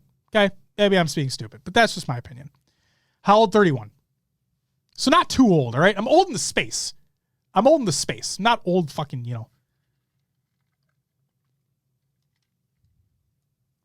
So there's that. What was said? I missed it. Sleepy. Us just talking about, I didn't really appreciate when Native Red was talking shit to Monster after their series. And again, maybe that's just me. I'm just throwing it out there. Yeah, it didn't sit well with me either. Yeah. Like if you want to get up and say you're trash and whatnot, cool. But like the fact that they were just screaming at him about cheating and whatnot, wasn't the biggest fan. So there you go. And Tool says they just hate each other. I know. And that's fine. But there's a point where, and I get it now. Okay. You need to keep things in mind here. I understand heat of the moment and stuff like that. And they did reverse sweep them. I completely understand. But at the same time, maybe it's because I'm old in the space, but like I would just want a little more professionalism shown. But they won, they won. Talk your shit. You won. I get it. Just the way it was put. And yes, Toucan, I understand that. I just didn't like how it was portrayed. That's all. Tools, yeah, because it was in his fucking face. That's all. Like I said, they did what they did. I'm not going to fucking like, oh, I'm disappointed in you kids. Like, the fucking, it is what it is. I'm just providing my perspective. That's all. Okay. Will. Let's talk about stats, huh? Okay. Because apparently people love talking about stats. Ready for Monster's stats? Okay. Here's the storyline. Complexity not showing up on LAN and the Monster allegations hitting a fever pitch. Overall statistics for the entire tournament. You can find these stats over at HaloDataHive.com. HaloDataHive.com is amazing. You can go there for all your Halo statistical needs. There's the tagline that I made up. It is. Yes. Monster having a slightly worse KD, a .77, than King Nick, a .80 for the entire tournament, playing 3 more games than Sentinels. The thing you need to keep in mind here is that the players that I'm comparing Monster's stats to, they played relatively the same amount of games throughout the tournament. I'm not going to include a player that played 2 times the amount of games that Complexity may have in the tournament because stats are going to be heavily skewed. Monster had a slightly higher KDA at a 1.27 than King Nick at a 1.25 for the entire tournament, playing 3 more games than Sentinels. Monster had more average kills per game, 12.89, than Boo Boo Doo at a 12.53, playing 1 more game than G1. And Monster had ever so slightly less average damage per game, 4,375.83, than Boo Boo Doo at 4,379.12, playing 1 more game than G1.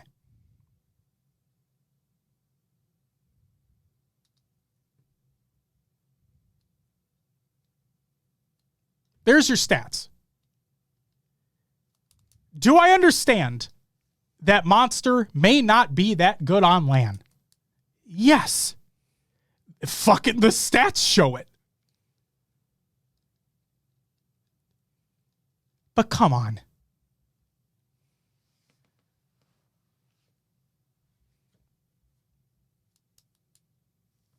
Come on.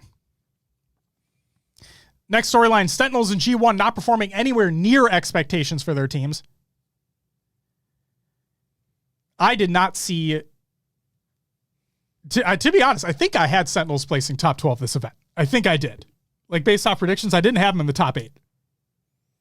But G1, I didn't think G1 was going to do that. I thought G1 were going to play better than they did. So, I don't know, man. Something needs to. Something's got to give.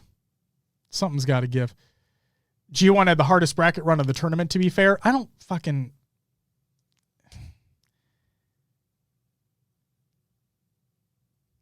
like that narrative, Tools. I don't like that narrative at all, because you heard that narrative as well when was it E United who got second at Raleigh? And that narrative started up like, oh, they had the easier bracket. I don't like that narrative. I fucking hate it. G1 started in losers and only played native white in the bracket play. Yep. And for pool play, who did they have? Optic and Quadrant. Optic and Quadrant. Danimals, I agree with you. And then I want to catch up on what somebody said in the chat too, because I think he quoted what Frosty said. Frosty said, I mean, did anyone expect him to do well? He's getting straight up bullied by everyone. It's difficult to handle that pressure.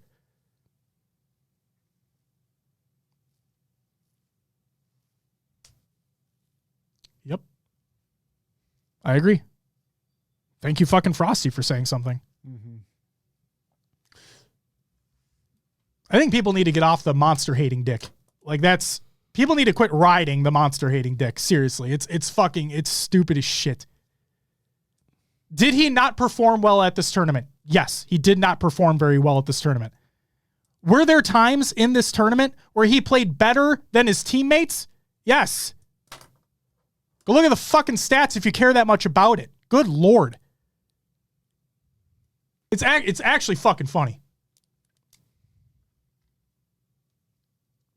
Ronan, I don't fucking know, nor do I care. Frosty is a god. Vaporize, you're not wrong.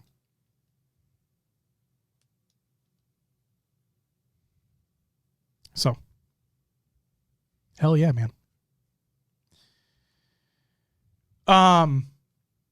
But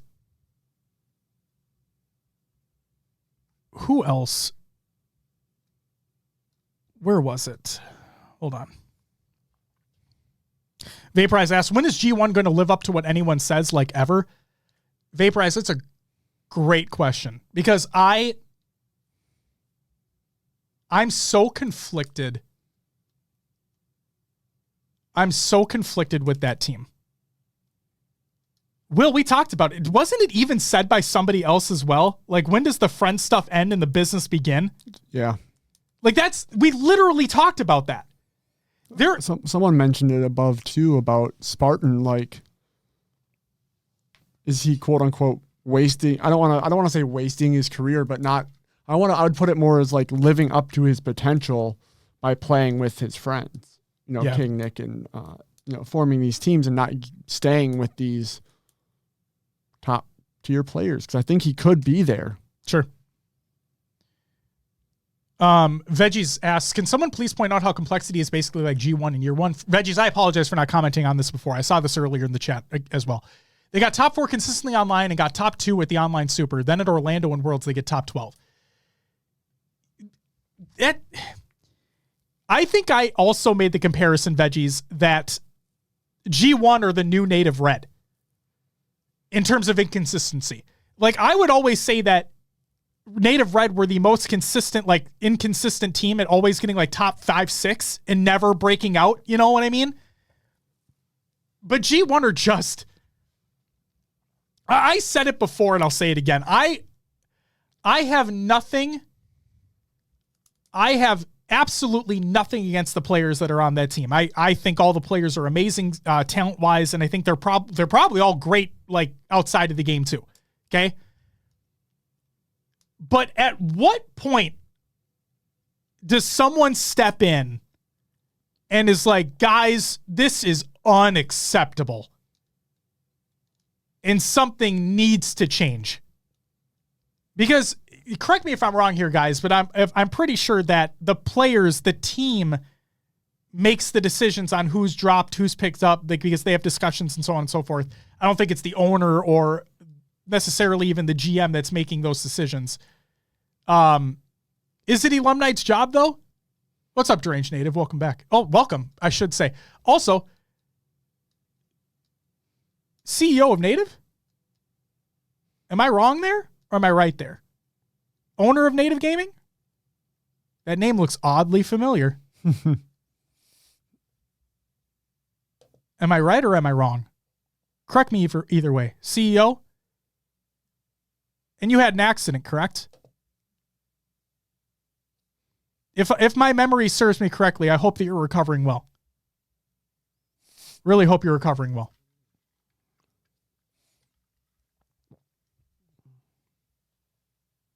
Well, like I said, Deranged, I really hope that you're recovering as well as you can.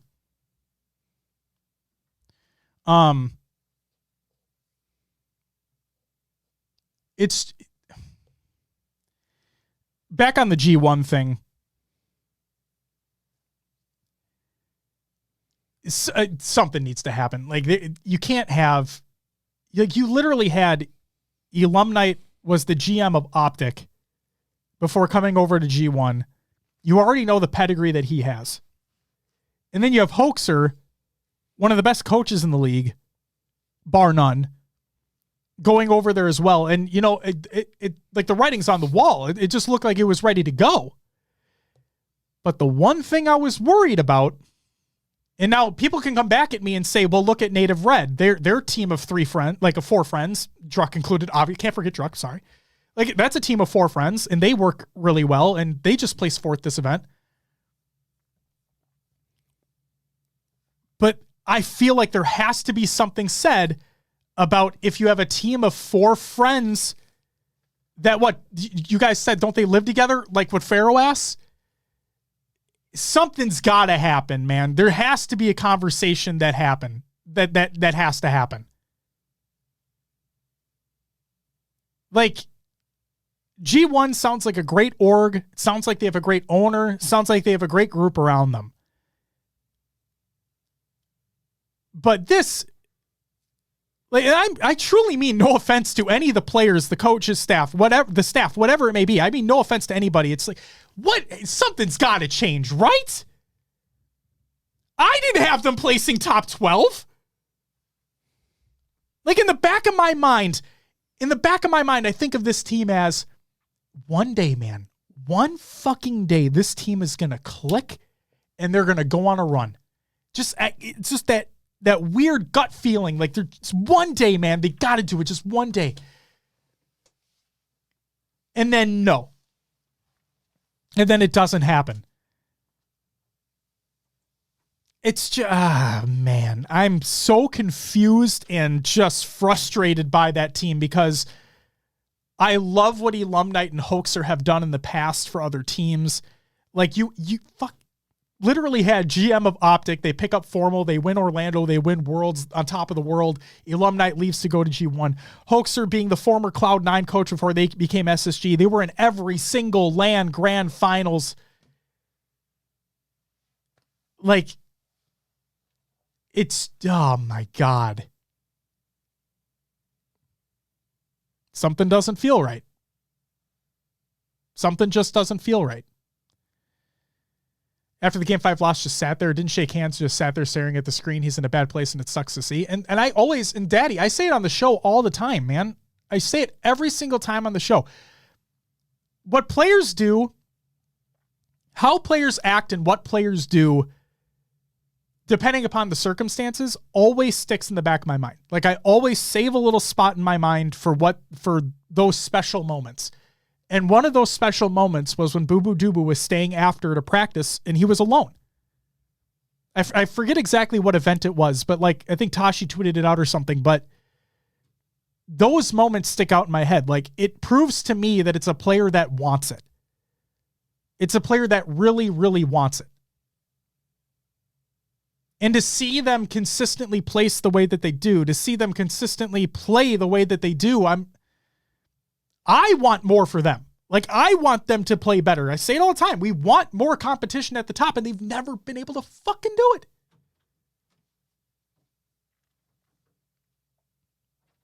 What's up, John? Welcome back. Something needs to happen, man. Something needs to happen. And then Sentinels too. Sentinels feel like that team that's just stuck between a rock and a hard place. Something needs to happen there too. I'm not going to sit here and speculate on who they should drop, who they should pick up, what needs to change, what doesn't need to change. But I'll sit here and say that, well, I didn't have them in the top 8 based off my predictions, if I'm not mistaken. I didn't, oh man, they got rocked, man. They just got rocked. And it sucks because you see them, they seem like a team. And again, this is no offense to any of the players or the coaches, staff, whatever it may be. It just feels to me like once they lose a game, it's chalked. To me, it feels like they don't have much of a regain capability. Again, hindsight, me just looking from the outside looking in, that's what it feels like to me, right?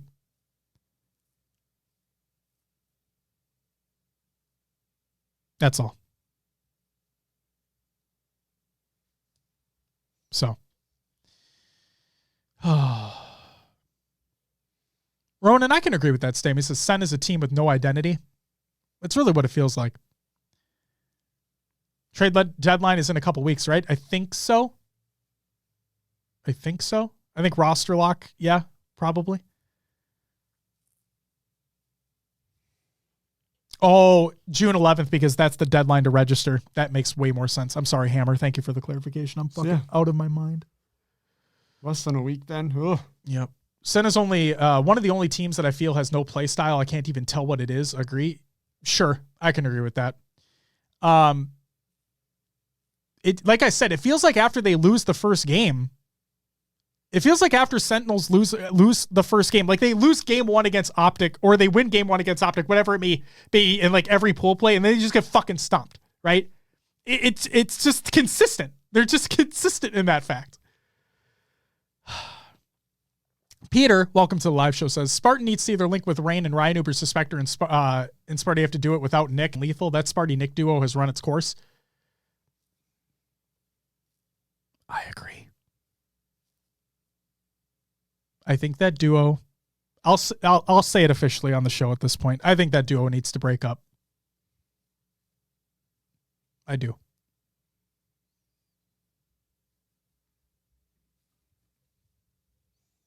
So, there's that. Sentinels remind me of a worse G1, how they play anyway. They just don't play. They're not consistent at all. They're consistent at losing, but I didn't mean that as a dig. That was like an asshole statement. Ryan Noob is another one that's just sitting around. I mean, hey, Ronan in chat, did anybody predict Shopify were going to place where they did? Did anybody? I mean, even the fucking casters were like, we haven't talked about Shopify at all. Shopify Rebellion have more top 6 placements than G1 on land. Let that sink in.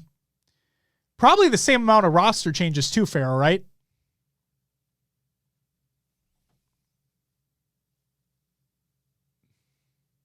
I think Shopify outpaced their expectations. They outpaced my expectations about them.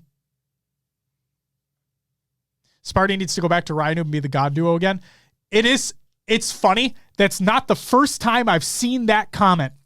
And it's hilarious that that's said because, like, we know. Yeah, we know. Oh, my God. But you know what? Honest to God, think about this for a second. What if, hypothetically speaking, Beth, welcome back. Good to see you. Says, please, no, it's so painful having to root for Ryan Noob. I know you don't like Ryan Noob, but hear me out. Hear me out. Let's say hypothetically speaking, that they do squash their beef, their supposed beef they have with one another, whether or not they even have beef anymore, I don't fucking know. But let's say they squash it. And they do team up again because, like you guys have been saying, Sparty is supposedly the leader on Sentinels, but he's not a leading type, right? No detriment to him, just an observation. Ryanoob, we are well aware, is the leading type. Why not? Why not? Most underrated player in the top 16?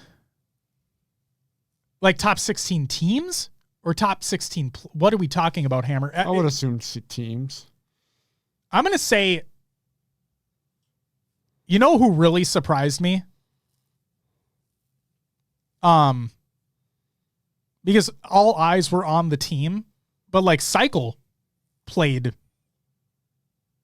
pretty fucking well. He surprised me. Suspector is great as well. Not a lot of people talk too much about him, which is a crime and shame. Penguin surprised you? No way, Toucan, come on. Penguin's fucking incredible. Easily one of the best objective players. I talked about that before. I mean that. It's like no joke. Like he's genuinely fucking incredible. Zig with the fucking year sub arena. You get a woo! Thank you. Zig, appreciate you. Cycle and Collect look like a monster duo. Oh, they're fucking, yeah. Oh. So good. Toucan says, I guess I was impressed that he was slaying so well plus objective. Oh, man. Toucan, I'm glad that you were impressed. Just, I want you to now know that that's what you should expect because that's what he's going to do. That's what he does. That's what Penguin does. That team, yes, they didn't win. So like you could completely take my words with a grain of salt here, but that SSG roster, I feel they're going to win something, man. They're going to win something. They will. They'll win an event. Sleepy says, this tournament solidified it for me. Penguin has more ice than the Arctic. He won multiple games from them at the very end. Legend. He's so good, man. Cycle Collect Boo Boo. Fanfares would be nice. Oh, Falcated would be nice. That could be fun. Oh, that could be real fun.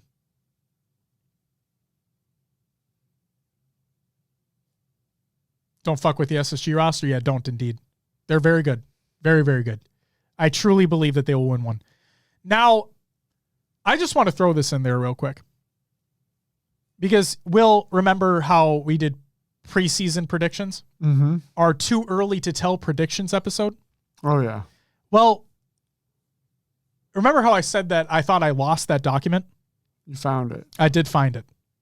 And Will, I want you to do me a favor real quick. Okay. Okay, because I want people to believe me right here. It doesn't matter. I'm literally only doing this because I'm being a piece of shit. Okay? I'm literally only doing this because I'm a piece of shit. All right? Will, I want you to do me a favor. Next to too early to tell predictions, what does the last modified date say? February 20th. February 20th. 2023. Thank you very much. So I have not modified it. So I have not cheated. Okay? If I open this document right now and I go to the DreamHack Dallas Global Invitational, first I had FaZe, and second I had Optic. So regardless, I was wrong about the second place, but I did have FaZe winning, technically speaking, in the preseason predictions episode. I have Optic winning the Optic Major with FaZe taking second. I have SSG taking their Global Invitational with FaZe taking second. I have SSG taking the Fort Worth Major, believe it or not, with FaZe taking second. And the Worlds, I have FaZe winning Worlds with Optic in second. Again, these were preseason predictions, okay? But I did find the document. So I'm gonna reference this like as we continue on through the year because now I know where the fuck it is, and now we know.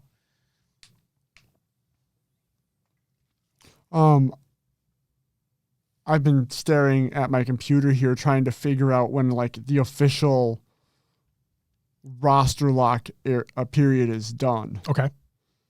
And honestly, the last thing that I see is HCS Fort Worth, August 7th. There's still a roster lock period and then for pool play and then for all other teams attending the event. Daddy says, I don't know. I'm really thinking it's going to be SSG FaZe for the rest of the year. I really do think Optic have plateaued. Daddy, I don't believe they have. Reason being, let's talk about FaZe hitting their championship form once again, winning the event and changing the storyline. Renegade talked about his work ethics, the work ethics of the team and having the hardest working teammates in the game. And the other thing that was mentioned in that after interview with Tools, as a matter of fact, shout out Tools, was how after their performance at Charlotte, they immediately went back and immediately started practicing once again. Now, if you don't think that Optic is going to be doing the same thing after they lost the way that they did, I think you are absolutely fucking crazy if you don't think that's what they're going to do. Because as Renegade said, what a lot of people don't understand is what they do behind the scenes. They're not showing all the practice that they put in, all the work that they put into becoming a better team. They don't show that. You don't think Optic's going to do the exact same thing? Taking third when they were going for a four-peat?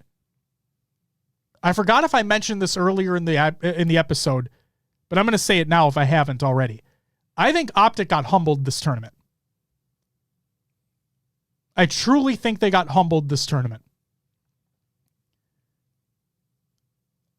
I didn't have them taking third, obviously. They were going for a four-peat, and they lost against, yes, the other two best teams in the league. But I wasn't expecting them to get third this event. Ash, regardless of online play. We've talked about online play before. I don't care about online play. This guy, 117, thank you for the follow. Welcome to the live show. So I think they're going to go right back to it. I think they're going to go right back to work and work their asses off because you best fucking believe they're mad about that third place finish. You best believe they're mad about that. These teams, these players, all they want to do is win. All they want to do is win. And when you don't win, it makes you that much more hungry and that much more angry to win. Same for SSG. Like, you best believe that after losing to FaZe, after almost resetting the grand finals bracket, you best believe that they're pissed about it.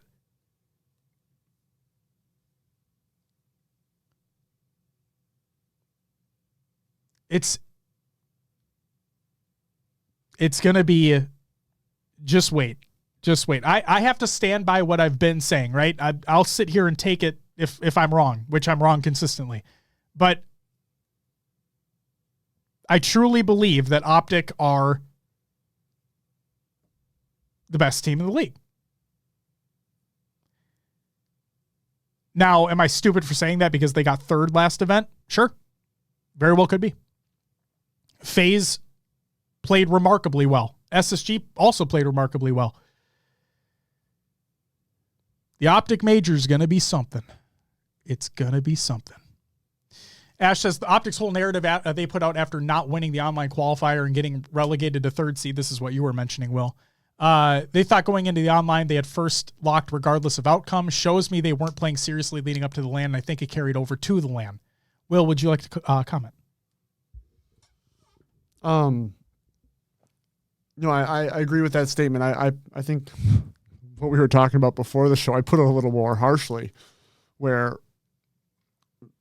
this isn't a team you think their mentals would be broken like that, but it's very possible that kind of like nonchalant, like we're the best right now, and I don't want to call it an arrogance, but an air of it, like a little bit that carried over, that they stumbled. And it's possible that, like Josh said, they may have been humbled here and they come back even stronger. We'll just have to wait till the next major. We'll just have to wait and see. Collect, thank you for the 4-month resub. You get a woo! Thank you very much. Does winner's bracket winner have too big of an advantage? Hard to win 8?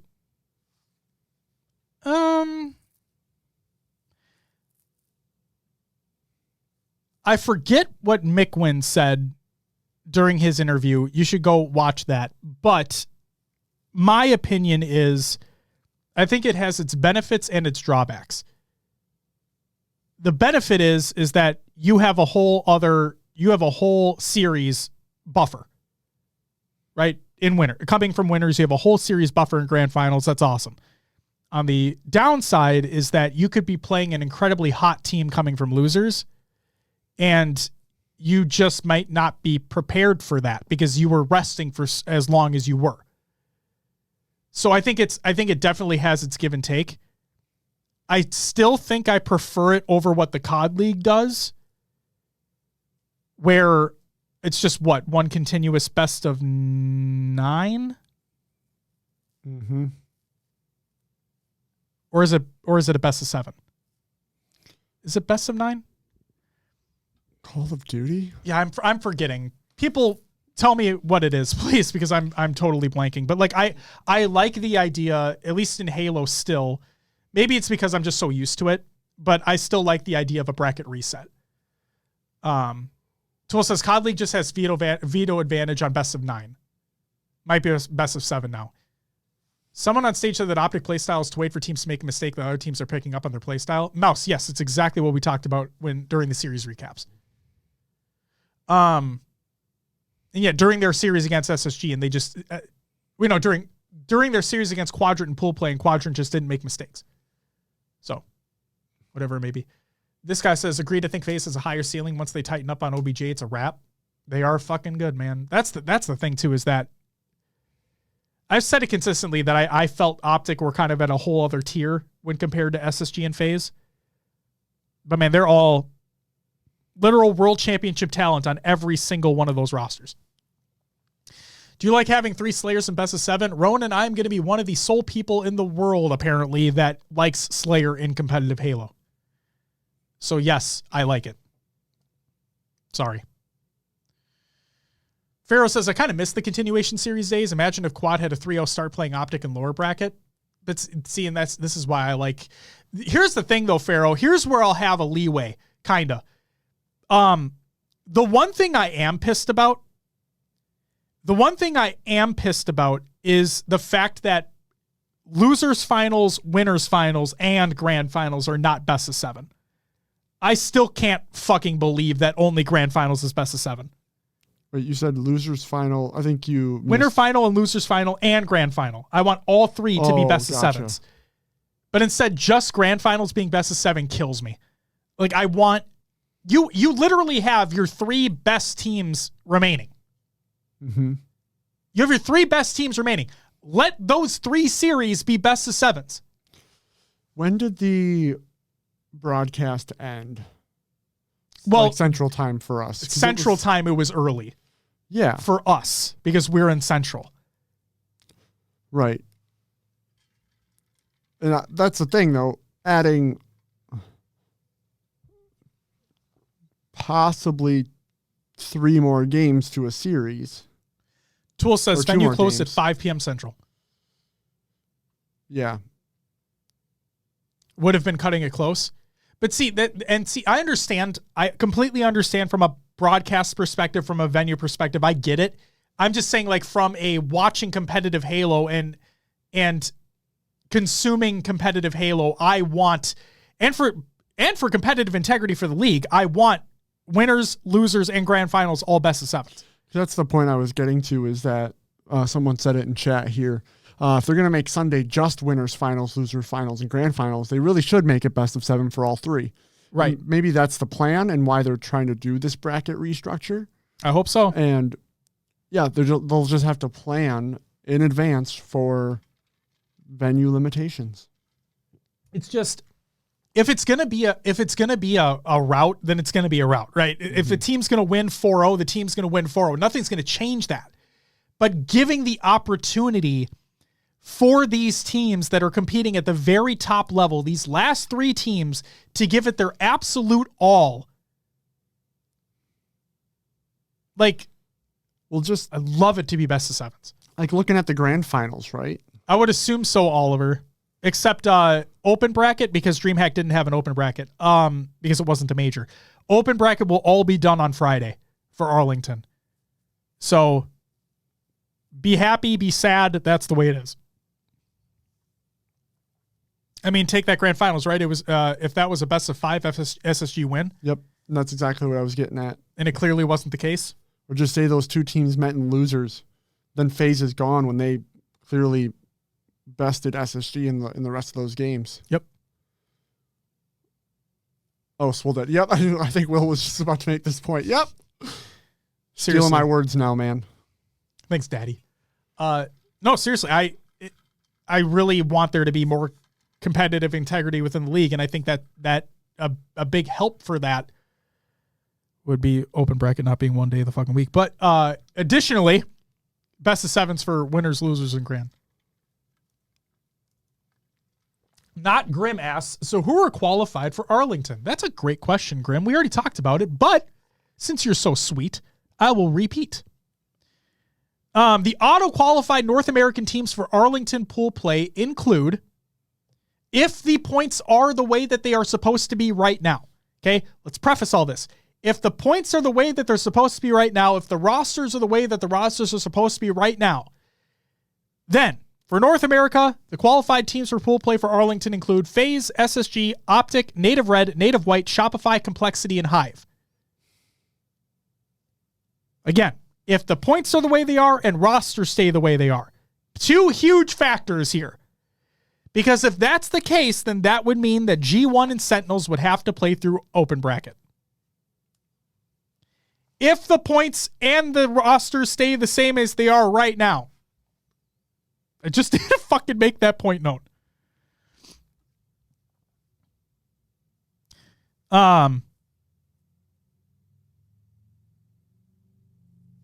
Yeah. Also want to just quickly shout out Quadrant again. It was really unfortunate that they had to play Optic and losers because that sucks with the way the bracket played out. But at the same time, you know, tying the best placing ever for an international team at an international event. The previous one was Team Infused from Pro League Fall Finals in 2017 with Team Infused.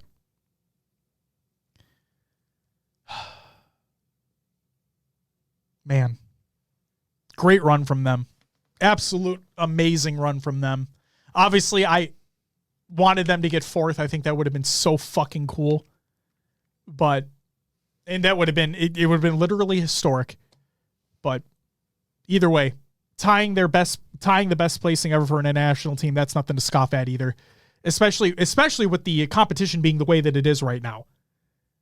Like, correct me if I'm wrong here, Will, but did this event feel like the most competitive that we had in a while? Yeah, I would agree with that. Definitely did. So, man. Oh, man.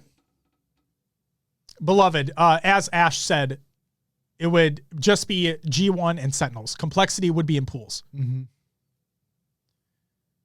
So, we'll have to wait and see, man. We'll have to wait and see. I cannot wait to see how they do. We talked about SSG and Optic being hungry and wanting to win and all that stuff. Think about Quadrant right now, man. Holy shit. Oh, the way they played? Woo-wee. And also, they boot camp before the event, too.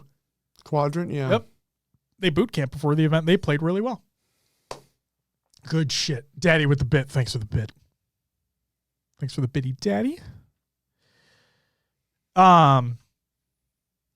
If you guys go into the show notes of the show, ! Show notes in the chat. We have links to all of the series that we mentioned earlier on in the show, including stats and links directly to where they are in the VODs. So feel free to rewatch them or check out the stats if you're any at all interested. Again, stats were from HaloDataHive.com. We have links for the brackets for both pool play and bracket play. All the streams, including LVT's stream, shout out LVT. And all the highlight videos that the HCS released after each day of competition. And then we also included the video for the partner team weapons collection, which, yes, there will be a new bundle of coatings that'll be coming out with Season 4. They will include a coating for every weapon, every UNSC weapon for that team. And they look like all of them are based off of the Year 2 coatings for each team. So no real deviation there. Like they're not like new. They kind of have the same resemblance of the Year 2 coatings for each team, but there you go. Legend and Snipe Drone would be a crazy duo for Quadrant. Oh, man. Also, a new BR weapon model. Is it a weapon model or is it like an attachment? It said weapon model. Oh, it looks like the Halo 4, Halo 5 BR. Veggies, you got to be careful. Don't talk about that BR in either of those games. People will fucking yell at you and shit. Be careful, Veggies. You say Halo 4 and people are like, the fuck is that? That shit out of here. You know? Just be careful. Will, what were your overall thoughts on the event? We'll close out the topic here. It was just great to have Halo back on LAN. A lot of fun storylines with Quadrant playing the way they did.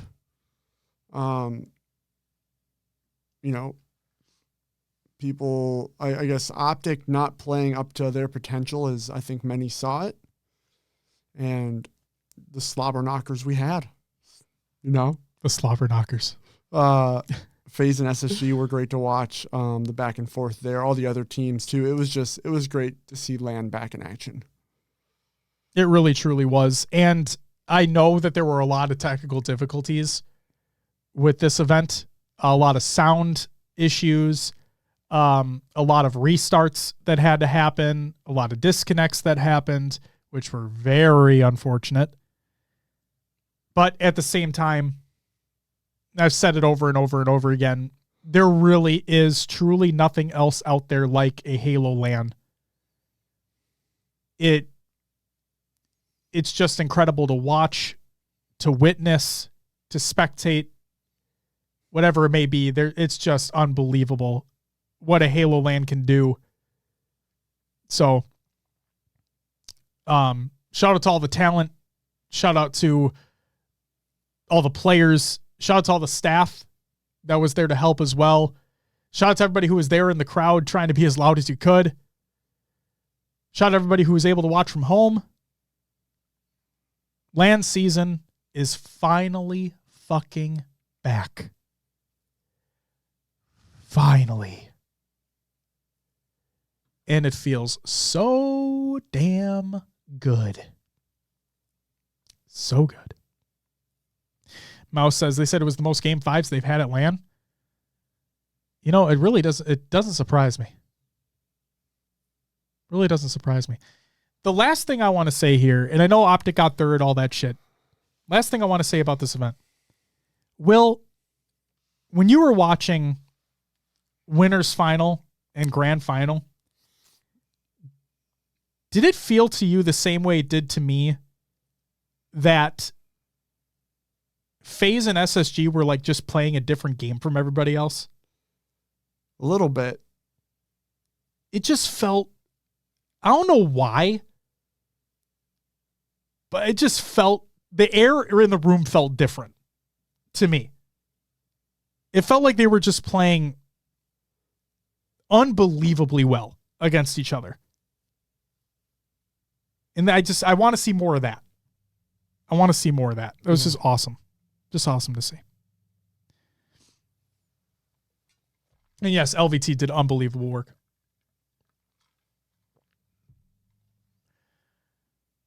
And with that, ladies and gentlemen, that's it for our topic for this week.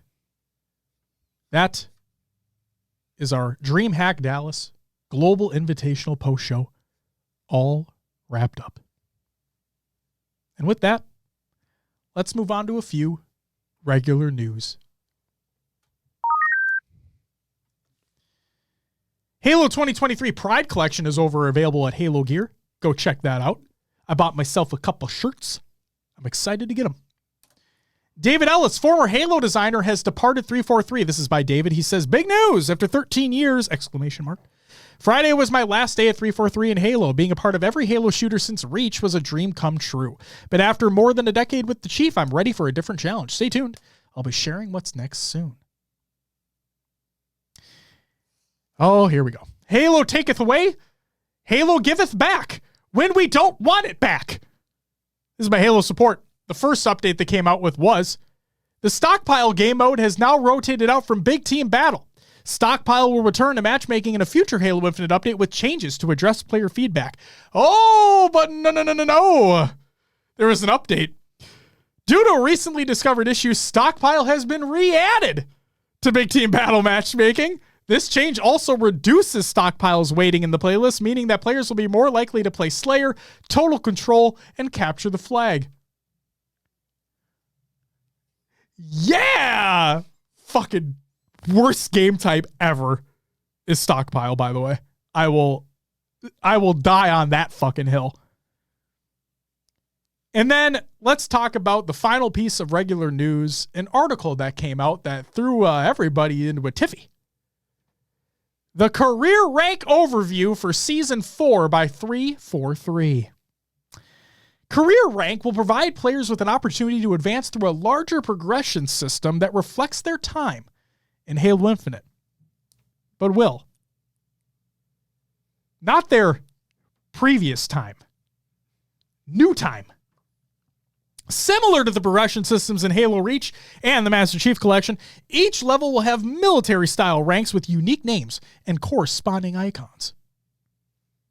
To make progress through these new ranks, all you have to do is play the game. Whether you're jumping into your favorite playlist solo or squatting up with your friends, every completed matchmaking game carries you forward. Additionally, career rank utilizes performance-based progression taken directly from your personal score in each match. The better you play, the faster you'll rank up. Progression. As we alluded to above, career rank will likely feel most like MCC's progression system. Tiers such as bronze, silver, gold, etc. are the largest bucket, which are all broken into smaller military-style ranks such as cadet or general. Then within each of those ranks, you'll move in 3 smaller increments called grades.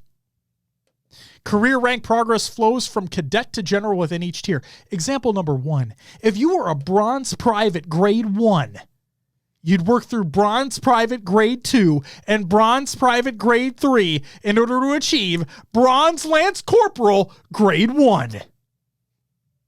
And here's the second example.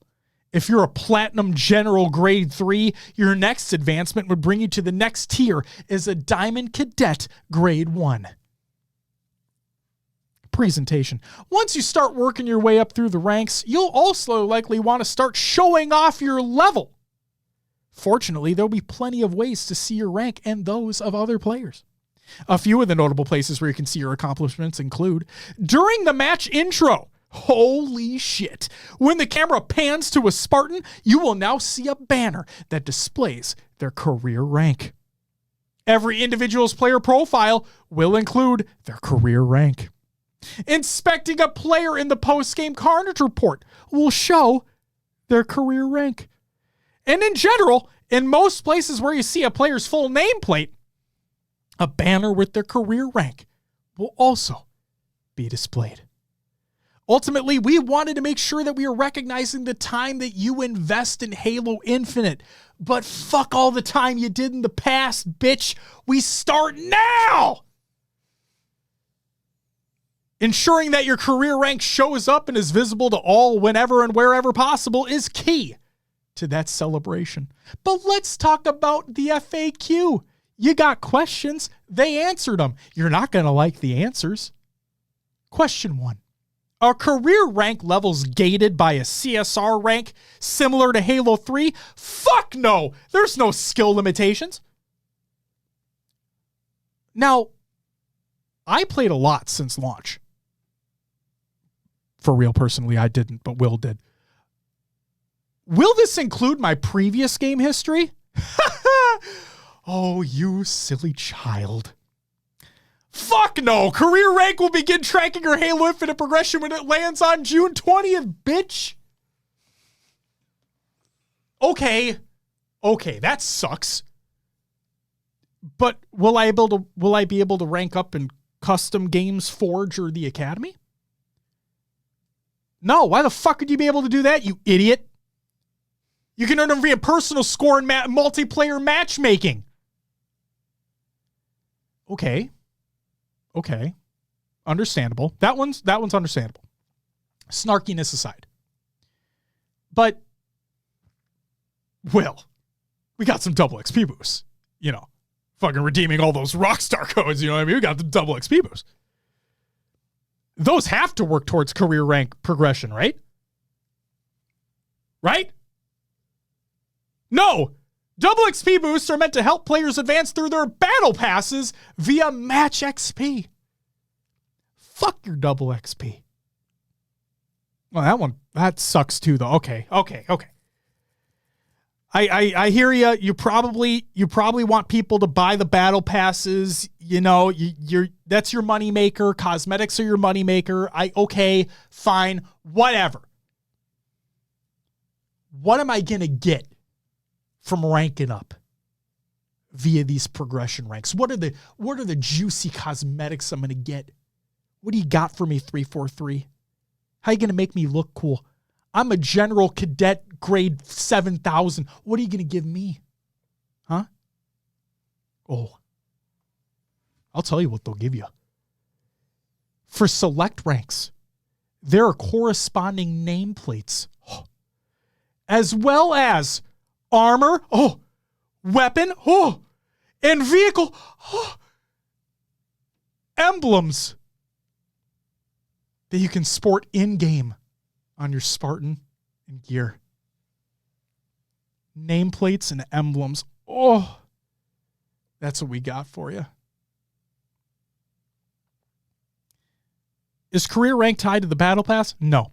Will career rank impact matchmaking? No. Will career rank ever reset? No.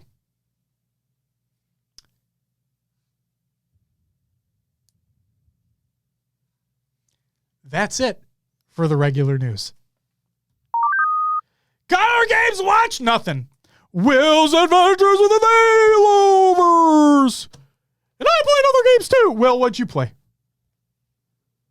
Played a little Halo Infinite in between waiting for some matches over the weekend, and yeah, that's about it. Wonderful. Yep. Were they fun games? Some of them. Okay. A lot of people quitting or lagging out recently. So I played some 3v4s, some 4v1s. Great times. Hashtag just infinite things. Oh, yeah. I played games that were not Halo. I played some Destiny 2. Just did the story stuff for the week. Because you can complete like an hour. I played some more Tears of the Kingdom. No spoilers or anything, but I am able now to get the Master Sword. I just need to wait for something to appear, and then I can get the Master Sword, and that's all I'll say. And then I played some Diablo 4 because that came out, and it's great. That's all I played. Time for some shoutouts!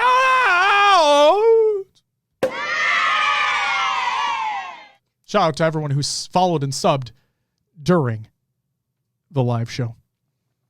Let me catch up right quick. Ads ruined Twitch. Jared Sin Calcones, Crowned Arbiter, Pactive, The Harbinger, Hunter JJX, Clutchy Clutch, Magic Mike, Ronster, this guy, thank you guys for the follows, greatly appreciated. And then to Danny with the 4-month resub, Danny with the gifted sub, Tom with the 5 gifted, Uneven Elephant with the 2-month resub, Reno, Buff Ginger with the 7-month resub, Smiley with the 5 gifted, and Zig with the, 3-month primer, Ziggler with the 12-month resub and collect with the 4-month resub, you all get a woo! Thank you all very much. Greatly appreciated. John, I will be playing it soon. I'll be playing it soon. Get to the Diablo talk. We're not going to talk about Diablo. It's brand new. It just came out. I'm very early on in Act 1 still. I'm doing a lot of the side content. I'm playing it as a sorcerer, and I think the game's fucking dope. There you go. That's what I'll say about Diablo. Shout out to everyone who's a patron at the semi-pro and higher tiers. That includes Riznak, Zarners, Obbyjoy, Mr. Smiley, High Tech Redneck, Wrath, Goalie Sniper, The Only Neeb, Heavy Rainfall, Elated Dartboard, and Carnage. Thank you all so very much for the additional support over on Patreon. And I seriously can't thank you all enough. It's awesome. Speaking of Patreon, the Plays with Pro Talk or Pro Talk Plays video is done. I just need to get it sent to the proper channels. So just behind a little bit from last month. I apologize. It's okay. We'll have it uploaded very soon. Yes. Hammer says I'm still on Tears of the Kingdom. It's so big. It is really fucking big, and it's really fucking good. And then happy belated birthday to K Matif. Wait, no, I shouldn't even say belated. I think it is literally his birthday today. So happy birthday to K Matify. Oh, no, it is belated. I think it was yesterday. Yesterday was his birthday. God damn it. Happy belated birthday, Kelly. God damn it.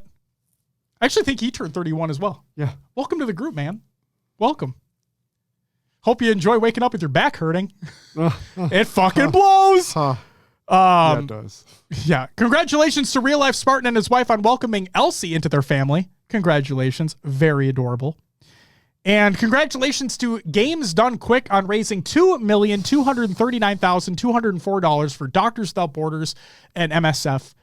That is amazing. There is a Halo 3 run in there as well, if I'm not mistaken. I try to make it a point on the show when Games Done Quick is happening. I totally forgot to shout it out on the show before the week started of the marathon. But for those, even if you're not really interested in speedrunning, just go watch some Games Done Quick. More likely than not, they have probably one of your favorite games in the marathon, and just seeing it broken and twisted and just taken apart in the weirdest and coolest ways possible. Again, even if you're not a fan of speedrunning, I'm guaranteed they probably have one of your favorite games that people have run, and go watch them. They have a YouTube channel where they upload all of the runs as well throughout every single marathon. Again, there was a Halo 3 one. There have been Reach ones. There have been 2. There's been 5. Go watch them. They're awesome. They're awesome. Community creations, Halo memes every day. Reddit.com/r/Halo memes. We have Frosty's final Halo 5 montage edited by Zenson Hastings. It is great. Go check it out. Everything you need to know about going to a LAN event. It's 2 Times the Grind, episode 39. Go check that out. And then we have Trippy, Frosty, and Stellar's greatest hits from Halo Infinite LAN events by HCS. Go check those videos as well. There you go. Did you catch the Rostermania for Posey? Are you because he's a free agent or what? Am I wrong in seeing that? Like, I thought I saw him put out a tweet or something. Yeah, that's it. I just forgot to include it in the show. I apologize, but it was back there in the mind. We'll have to wait and see, right? As with every fucking thing that happens in this godforsaken scene. We'll have to wait and see. Will. Yeah. That's all I got. It's been a long one. Yep. So if you wouldn't mind doing me a favor and plug this motherfucking show. Hey, we got a Patreon now. Go right check now. it out. Right now. We're doing extra content over there, extra audio show, video show. Top tiers get to do a little something special with us. Hey, wink, wink. Via Meta. Holy shit, hang on. What the fuck? Thank you for the 10 gifted subs. What the fuck? You get a woo! Times 10. Thank you so much, man. Damn, wow. That was incredible. Great, really generous. What the fuck? Thank you. Just comes in here, drops 10 like nothing. Man. Give us 10 woos. All right, fuck it. You asked for it. Go for it. Oh, man, I almost coughed. All right. All right, you got this. Woo! Woo! Woo! Woo! Woo! Woo! Woo! Woo! Woo! All right. Better? I think that should do it. All right, Patreon. Yeah, go check it out if you want more content from us. If you want to listen to us on the go, or maybe at work or whatever, you tune in. You can find us on your favorite podcast services. Just search for HCS Pro Talk. We're on iTunes, Podbean, Spotify, Stitcher, and others as well, like Josh's favorite. Pocket Cast. Still not an ad. Still not an ad. And based off Twitch's new fucking... Yeah. It's not an ad anyway. Real quick, I'm really sorry, Will. Jungle says, that's my new morning alarm. I hope so. I hope you enjoy it. Ronan says 24-hour stream. I've done those in the past. Never again. Go ahead. If you want to find us outside of the show, but still within the show limitations, Discord, great place. Go join that ! Discord and chat. We're on social media as well, Twitter, Instagram, Facebook. If you want to include TikTok as social media, some shorts going up there. We also have our YouTube channel where VODs, old interview series, everything is all up on YouTube. Go check it out. If you want to watch us live, usually Mondays at 7 p.m. Central on twitch.tv/HCS Pro Talk. If you go to hcsprotalk.com, it'll actually bring you to a different site now. It's Podcast Evolved. Make sure to check out evolvedhalo.com. Your home for Halo. And their great shows such as Podcast Evolved, Mission Debrief, Halo TV Plus, Book Clubs, Build with Blocks, Halo Headlines, and Halo Gear Guide. Hell yeah, man. Do it up. Do it up. That's all I got. I'm ready to pass out. Yeah. It's been a day. I agree with that statement. I want to try to play some Diablo in the middle of rendering the show, so we'll see what happens. Ric Flair's going to sue you for the woos. You know, no. Where's the copyright on the woo? Ladies and gentlemen, that is going to do it for episode 290. We're 10 away from 300. Woo. Woo indeed. Thanks, Will, for the... You got a mini woo. Yeah, a little woo there. Guys, this is going to do it for episode 290. Thank you so much, as always, and I truly mean this. I truly mean this. For those who are still here tuning into the live show, thank you guys for being respectful in the chat. It is really appreciated. I know that it's really easy when talking about an individual player, a team, whatever it may be, or even just shitting on our opinions on things. It's easy to take the low road, and I appreciate nobody really doing that. Especially during an episode like this. I appreciate you all continuing the conversation, keeping things respectful, keeping things civil. I know I say it basically at the end of every episode, but I truly mean it because, how the internet can be, right? And all we're here to do is we're trying to have a conversation, trying to bring different perspectives on things. Yes, it's easy to be negative on things. And as you could tell earlier in the episode, I have been negative on things, but thank you. That's what I want to say. To those that are listening to the audio version of the show or checking out the VOD on YouTube, thank you as well. It's greatly appreciated. Hope you guys are enjoying the show. Jungle asks, I've only recently discovered y'all. Welcome, by the way. How long have you been covering HCS? And Aaron says 5 to 6 years. And yes, it's been 5 years since January. Yeah, 5.5, almost. We're coming up on 5.5 years. 5.5, yeah. So Aaron was spot on. 5 to 6 years. Yeah. Yeah. Damn indeed. 290 episodes, 290 weeks of shows. Ain't fucking stopping, baby. Yeah. DreamHack Dallas is done and dusted. The next stop is Arlington. We have lands basically every month till the end of the season. Cannot fucking wait. Land season's finally back. The competition is more fierce than ever before. Teams are hungrier than ever before. And man, cannot wait for Arlington. Cannot wait. I've said it before and I'll say it again. If you're going to be at Arlington, come find me. I'll have stickers. They're free. Ooh. Come get them. I love stickers. Yeah. We love stickers.